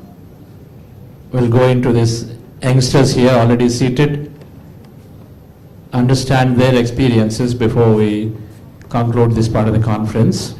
Yes. Yes, dear friends, if all the previous sessions haven't convinced you already to adopt meditation, maybe listening to fellow youngsters with relatable life experiences will do that. It's with immense pleasure that I invite our young masters here for a panel discussion on how meditation develops dynamism in youth. It's being moderated by Mr. Naga Pradeep. He's a seasoned IT professional with a decade of experience and currently excels as a senior professional application design associate manager in IT technologies. Having been committed to personal growth, he practices breath mindfulness meditation and actively volunteers for non-profit PSSM events. He's actively engaged with Buddha CEO Quantum Foundation by teaching manifestation techniques and running book clubs. Welcome, sir. Our next panelist is Dr. Gagan Mohan. a dentist from Bangalore, he's transformed his life through 21-day youth program by Buddha CEO Quantum Foundation. The guided meditation shattered his limiting beliefs, leading to daily 30-minute meditation sessions, going on to a 3-hour full moon meditation session. His commitment to the 21 days was crucial for enjoying the true benefits of meditation, which includes emotional awareness, transformed workouts, and sustained happiness throughout the day. Welcome, sir. I'd like to invite Reshma Naguru, is an IT professional who has experienced profound transformation through meditation. Her journey has led to significant improvements in her health, personal life, relationships, and also on gaining clarity of life goals. Passionate about extending this help to others, she now serves as program coordinator at Buddha CEO Quantum Foundation, where she is contributing to organizing and facilitating impactful meditation programs. Welcome, ma'am. I'd like to invite our next panelist, Ms. Sakshi, who's an advocate practicing before the High Court of Karnataka and the District Courts of Bangalore. She's a qualified arbitrator and specializes in civil and commercial matters. Currently, she works as a senior associate at Pragati Law Chambers. In her free time, she enjoys trekking, gardening, and painting. Looking forward to hearing from you about meditation, ma'am. Welcome. Thank you, Sirisha. Hello, everyone. Good afternoon. Okay, so my name is Pradeep. I'm in Bangalore for quite some time working in the IT industry, but the moment I stepped into the campus, I could recollect my college days in Hyderabad. That's where I started my meditation practice. When I was in my final year engineering, I'll quickly tell how I got into the practice. When I was in my final year BTech, so I felt sick. So my stomach becomes so sensitive that even if I eat a little bit of spicy things, I used to throw up. I became so weak that in the last days of the semester, I struggled to even go to the college. I was thinking, okay, whether will I fall unconscious somewhere? Will I be able to finish my examinations or not? So I was hopping from one doctor to another doctor to find the solution, and finally one day my uncle, who assisted me to one of the multi-specialty hospitals in Hyderabad, told me, okay, we have seen enough amount of doctors now, why don't you try out this technique, meditation? He has been into the practice for quite some time since then. So that's when I started meditating, and in a couple of months time I could heal my health issue, whatever I was going through. And since then it has become my household practice. And then when I landed up in Bangalore, I was going through a very stressful job before I got introduced to Buddha CEO. The stress was so much that only those things were running in my mind. So in one of the workshops like this, conducted by Chandra sir, one point struck me so hard: where the attention goes, there the energy flows. So if day in and day out, if you are only thinking about those instances which are causing you more and more stress, then where is your life energy going? So then I took up a pen and paper like this, and then started writing what are the things that I want in my new opportunity. How should my work environment should look like? What is the salary that I would be expecting? How would be my team around me? How far it should be from the place where I am staying. I don't want to spend too much amount of time in traffic. So, and then I meditated on it for 30 to 40 days. Believe me, in just 30 to 40 days. After that, I got few offers and selected the one which is the one closer to what I have written on the paper. That's when I realized the power of visualization, and more than I use pen every day, I use this visualization technique. Anything I want, I just close my eyes, play the movie in my mind, and then see the things happening. That's how effective it is. So quickly I'll go through our panelists, asking each of them to share how you got into the meditation practice, and then 2 points how it is helping you in your profession. Hello everybody, I'm Dr. Gagan, and first of all, this has been an amazing opportunity to come talk to all of you. This being my first ever panel discussion. I'm not going to lie, I've actually visualized this moment many times happening. And it's happened, right? Like, I would have never thought when I was 18, 19, that I would be here and people would be listening to whatever I'm saying, because definitely my parents are tired of hearing what I'm saying. But all jokes aside, I came across meditation about 4 or 5 years back. My brother actually introduced it to me. And I'm truly grateful for that, because that's one of the best things I've picked up from him. And initially I just thought, 5 minutes of meditation, it's good enough. I'm seeing the benefits. I'm much more calm. I'm much more relaxed. What more do I need? And for about 2 years, it was just 5 minutes every few months, or maybe even less than that. Everything absolutely changed one-day program, and it was actually facilitated by Pradeep sir. And it's amazing because it's like he's my first mentor and I get to share a stage with him on my first ever opportunity. And 21 days can do a lot for you. It can change what you thought meditation was. It can put you in the right environment, especially backed up with so much science and understanding. I geeked out about it. Articles after article, learning about meditation, the effects on the brain, and having a medical background, it was all the more exciting for me. And it went from 5 minutes every few months to, as they said, 10 minutes, 15, 30 minutes, an hour. And within 30 days, I went from 5 minutes to doing 3-hour-long meditations. And those were one of the best experiences I've ever had. And there's no turning back. And after learning visualization and manifestation, it becomes so natural to you that you're thinking of something one day, and within the next day or a month or a year later, it's almost happening in front of you in one way or the other. And I've loved this process so much that I, in fact, enrolled to become a coach with Buddha CEO, and I've pretty much finished my coaching program. And I've taken it a level further, and I've wanted to spread it to people around me, the society, which has led me to do a lot of community service, conduct online programs, do free volunteering for senior citizens at the park, and it's just a completely gratifying and fulfilling experience. So thank you. Hi everybody, I'm Sakshi. I'm a practicing advocate, like I was introduced. I first was introduced to meditation because of my parents.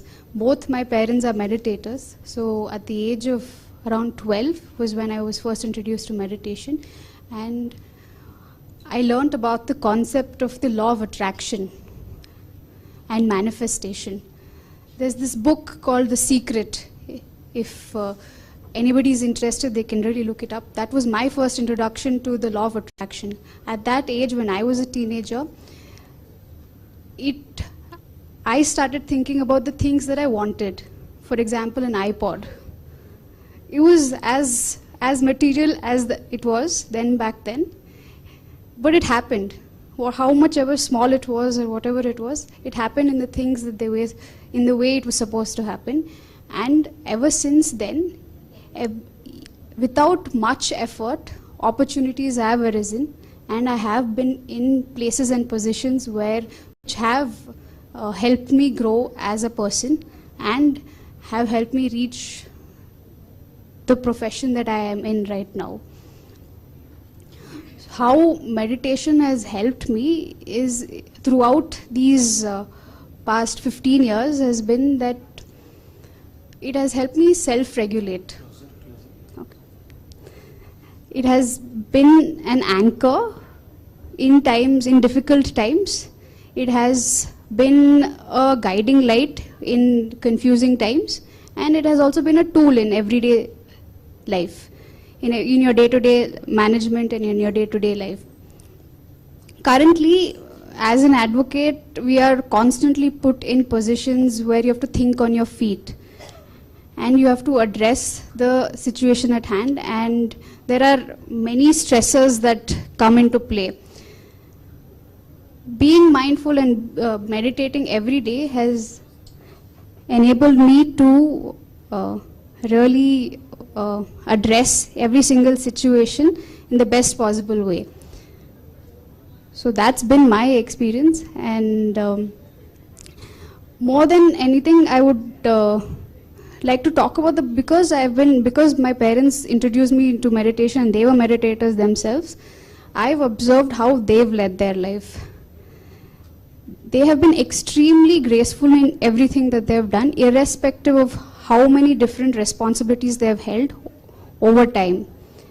For example, my mother, she's currently 52 years old, and she just started pursuing her distance MBA. She's actually an architect by profession, and she's a visiting professor at RNSIT. And in addition to that, she's picked up an MBA, and in addition to that, she helps she manages all her relationships very brilliantly. Really looking at her, I ask her many times, like, Ma, how do you do it? Like, really, how do you do it? Because as an adult, you look at everything that's around you and it becomes really difficult to address everything very gracefully and very mindfully. And the only thing that she tells me is, it is because of meditation, it is because I give myself time in the morning, that 1 hour before the day starts, to just sit, and even though there are thoughts, whatever it is, let them run through, and that's where I ground myself. So that really has been an inspiration, and that's how I am planning to lead my life. And yeah. Wonderful. Thank you. Over to you, Reshma.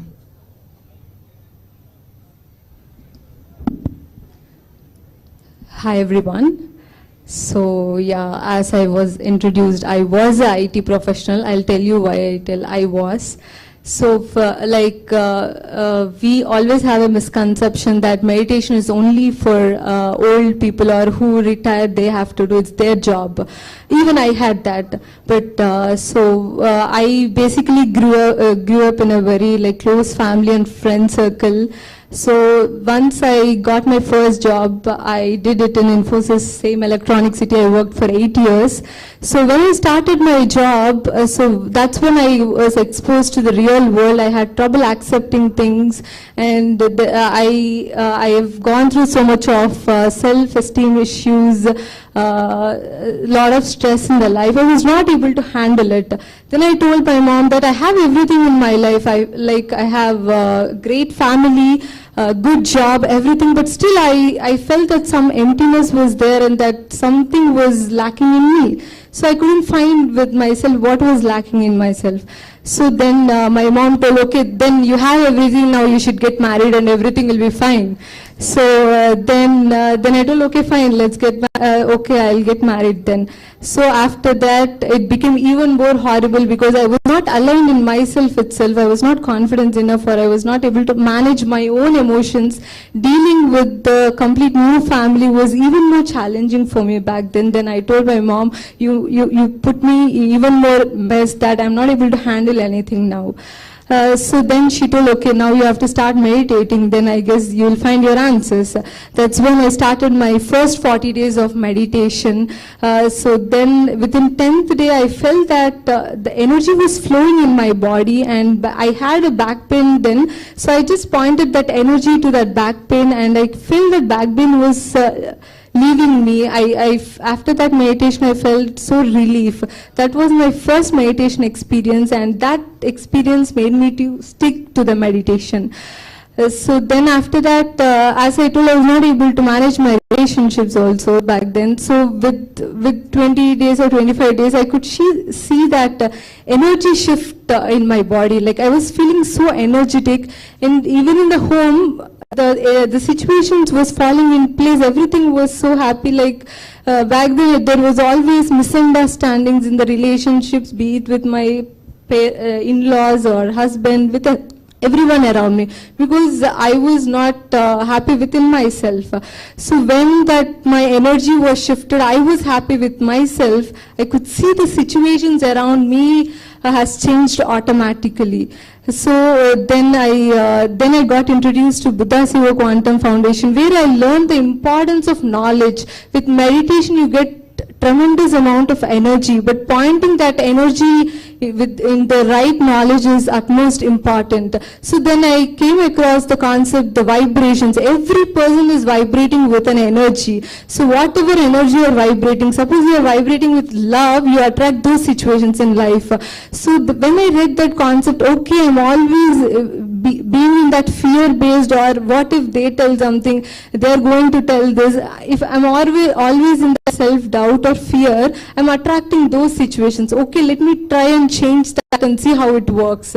So then I started remembering, okay, what they have done good. 10 situations are there. Most of the time, 9 situations, they are like, they did great for me. Only in one situation they would have done something, but I kept replaying the same situation in my mind, and I was attracting that. So I thought, okay, let me concentrate on the other part of it. So when I accepted that and invited that, I've seen my husband and my in-laws now, and even they are into meditation, they support me a lot. So with this clarity in the meditation, that emptiness, I felt, okay, then whatever the job which I was doing, I felt that was not right for me. So from childhood, I always wanted to become a doctor or a civil servant, because the core intention was always to give back something to the society, but I couldn't achieve that. So with meditation, when I find this beautiful results inside me, where I was able to manage my stress, relationships, health, I was gaining everything with this simple process. I thought, okay, if I become a doctor or something, there is always some dependency again, they come back to me. So if I teach this meditation to everyone, they will become self-independent, they can handle their own situations. That's why then I took that courageous step and resigned to my job, and now I'm working with Buddha Siva to do this, to spread this greatest cause to maximum people. Thank you. Amazing, right? Very inspiring. Okay, so we'll open the stage for questions now. You can ask questions to any of us. Yes?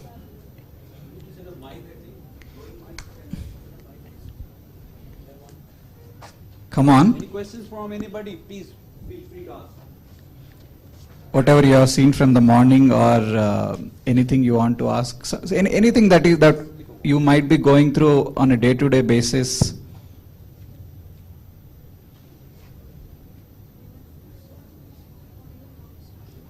Or even how to start, yeah. Yes?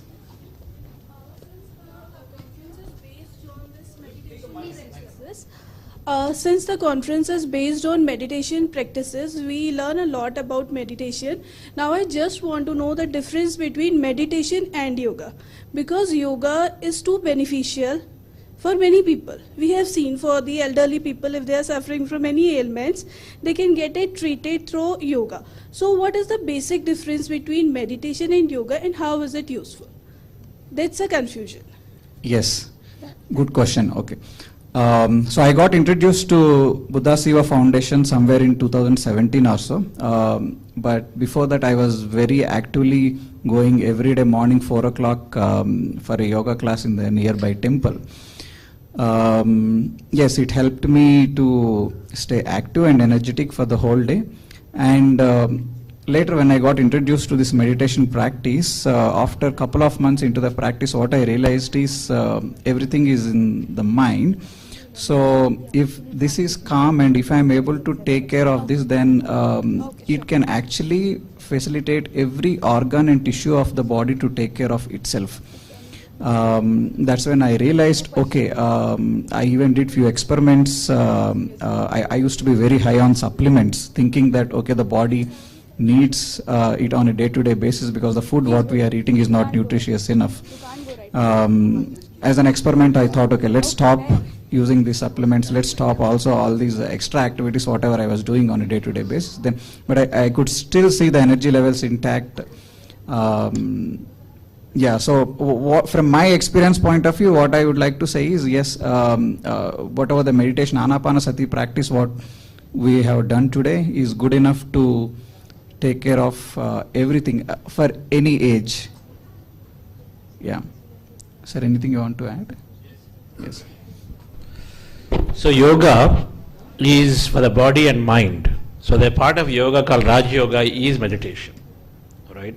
So many people do yoga means only body and exercise. So exercise is important, body flexibility is important, but then even more important, this is tip of the iceberg, then the iceberg itself is mind. The mind drives a lot. So when meditation is added, which is controlling the mind, driving the mind, then accordingly you will decide what is right for you.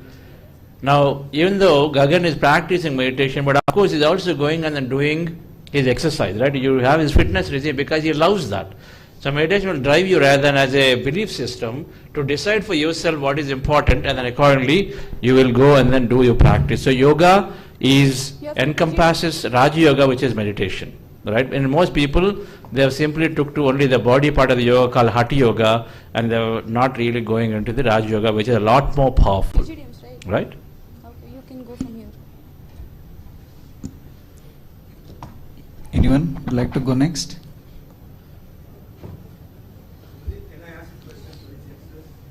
Yes, sir. Here we have a lot of dreamers right in front of you, and you were also a dreamer. I would like to ask a simple question. Did your dreams change after meditation? Do you expect their dreams to change after meditation?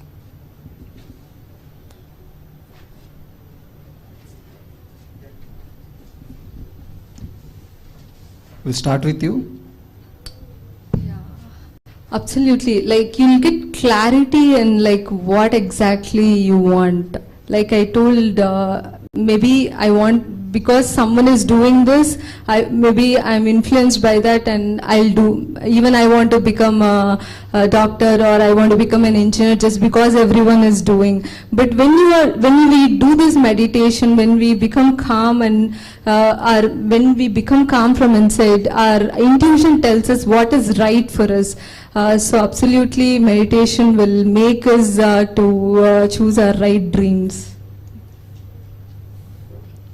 So I think having graduated college, that you come into a lot of confusion as to what you really want to do. There's many things with a MBA or a law degree that you can do in different fields that you can go into. For a long time, even after I started practice, this confusion persisted, because you see many people who taking different paths, and you're like, okay, maybe I want to be there, maybe I want to be there. But what started happening over time is you learn to fill in the shoes that you're already in. The situation that you're already in is the perfect situation for you to start addressing and doing the best in that situation. So I think meditation has helped me give that foundation and that satisfaction of saying that, okay, no, you're in the perfect situation that you're in. There's a lot of gap even in the shoes that you're probably in. If you start noticing, there's many things that you can do much better even in the position that you're currently in. So that has been the greatest learning for me. I think both are absolutely lovely points. And I think another huge point is that your dream, right, whatever you have had initially, once you start meditating and once you incorporate wisdom into it, you start dreaming way higher and way larger. You stop limiting yourself to whatever you think is possible, and it pushes you to think farther and higher. Even if you think it's not physically possible, you start opening your mindset from a narrow fixed mind to a much broader perspective. And you don't only get the vision for that, but you also start taking action. You get the confidence from within. So you're not just all talk, no result, right? You start actively executing and you get the confidence. And moreover, in any pursuit that we take. What is it for you? How did it change for you? For example. For me personally, it was starting meditation coaching and teaching people this entire process. I initially thought, I do it, I'm good enough. Maybe someday in the future I can help people, or personally when I meet them one-on-one, I can help them. But I realized I can do a larger impact if I can take it online, if I can go to people and spread the message. And it usually used to hold me back because I always had this feeling of what is others going to say to me, my friend is going to judge me, is this going to be accepted? But when you know that your intention is in the right place and you have a vision to spread this, and this is something so powerful, more powerful than any drug I can prescribe, I'd say, more powerful than any surgery, because it can heal and make any part of your life better, and there's nothing else which can do that.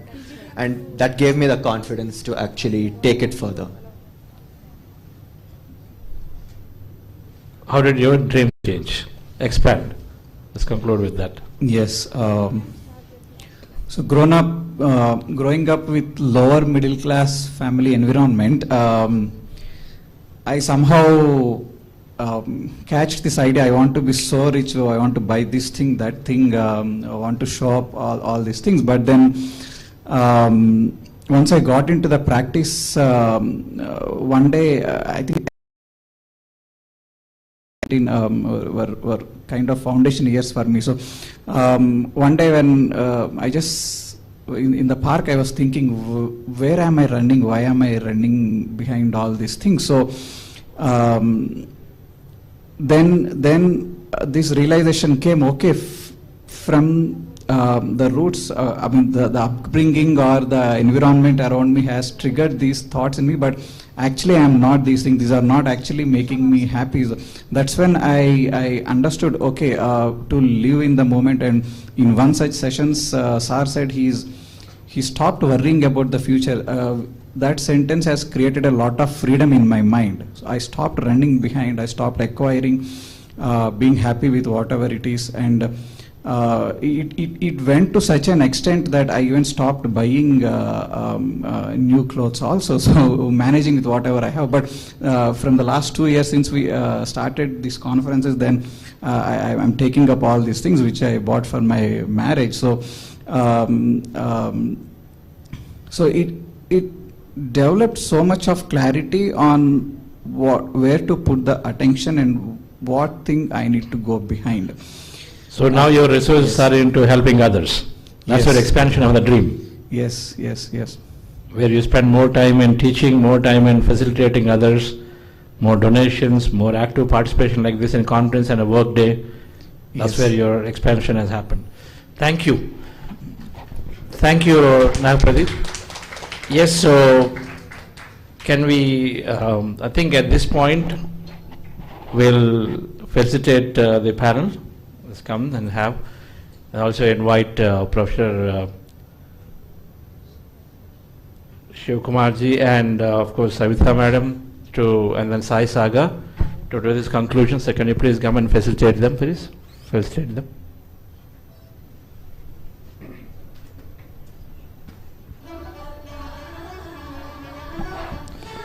Kavya, please come and facilitate.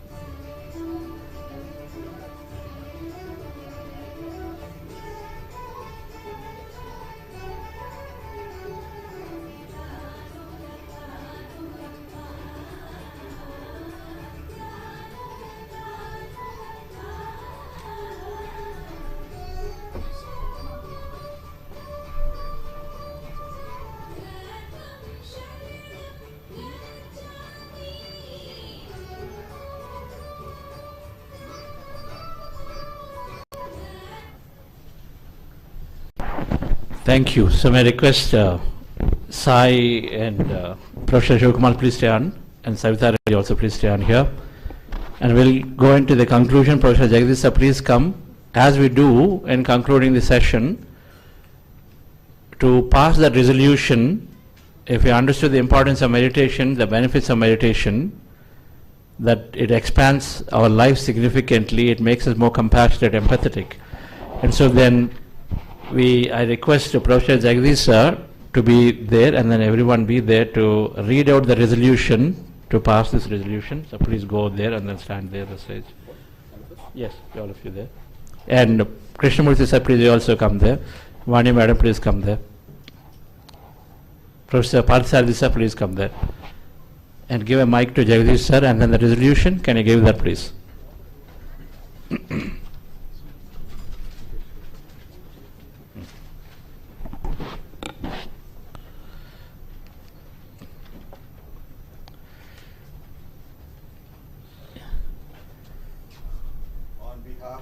And Rakesh, please come up stage.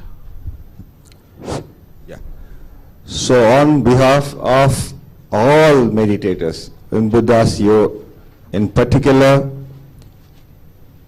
I would like to read this resolution adopted unanimously. On the conclusion of the 5th Regional Conference of Meditation Leaders held at ISBR Business School, Bengaluru, India, on the 24th January 2025. The violence and negativities start in the minds of individuals. So the remedy should also begin in the minds of individuals who ultimately form the society, the nation, and the planet.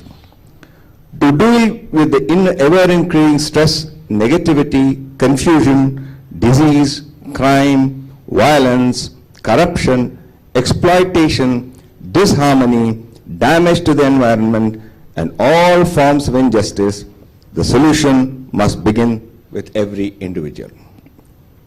Therefore, it resolved that to drive a positive change in individuals and all over the planet, and to ensure well-being, growth, peace, justice, and harmony in families, nations, and all over the world, there is a need to promote the practice of meditation everywhere as a universal policy. Meditation is a way for inner transformation that will in turn ensure transformation all over the world. Meditation is simple and scientific and hence must be adopted by one and all. With the vision and aim to spread awareness about the significance of meditation in driving positive social change globally, we appeal to the leaders and decision makers in the government, education, healthcare, business, and non-profit sectors to take steps to introduce meditation to the people they touch and bring peace to the world through inner transformation. The conference will also formally take up this proposal for global well-being with policymakers at the national and global level. That's it.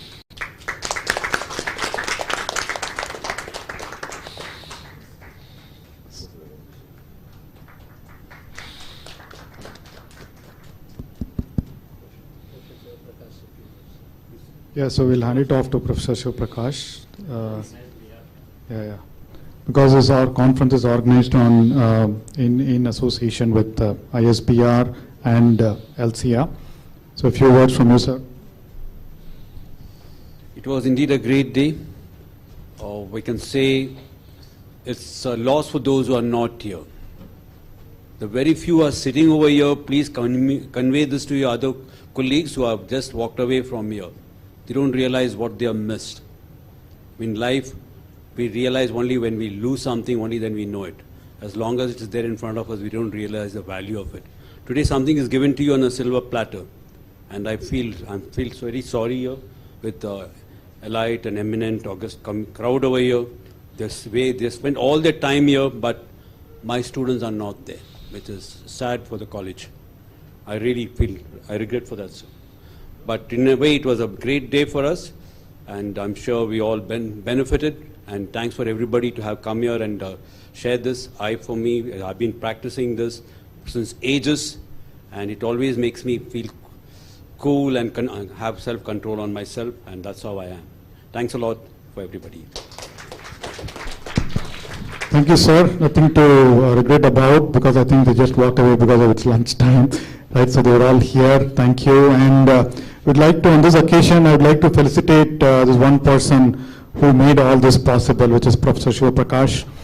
And the moment Savita Madam spoke to him, he's been thinking about this conference for a long time, and then he worked hardly with the LCR, Electronic City Industry Association, to get as many people as possible, to get the crowd, work with the business school management, getting the dean, getting all the dignitaries here. So really wonderful to have him as part of the team, and thank you very much, sir.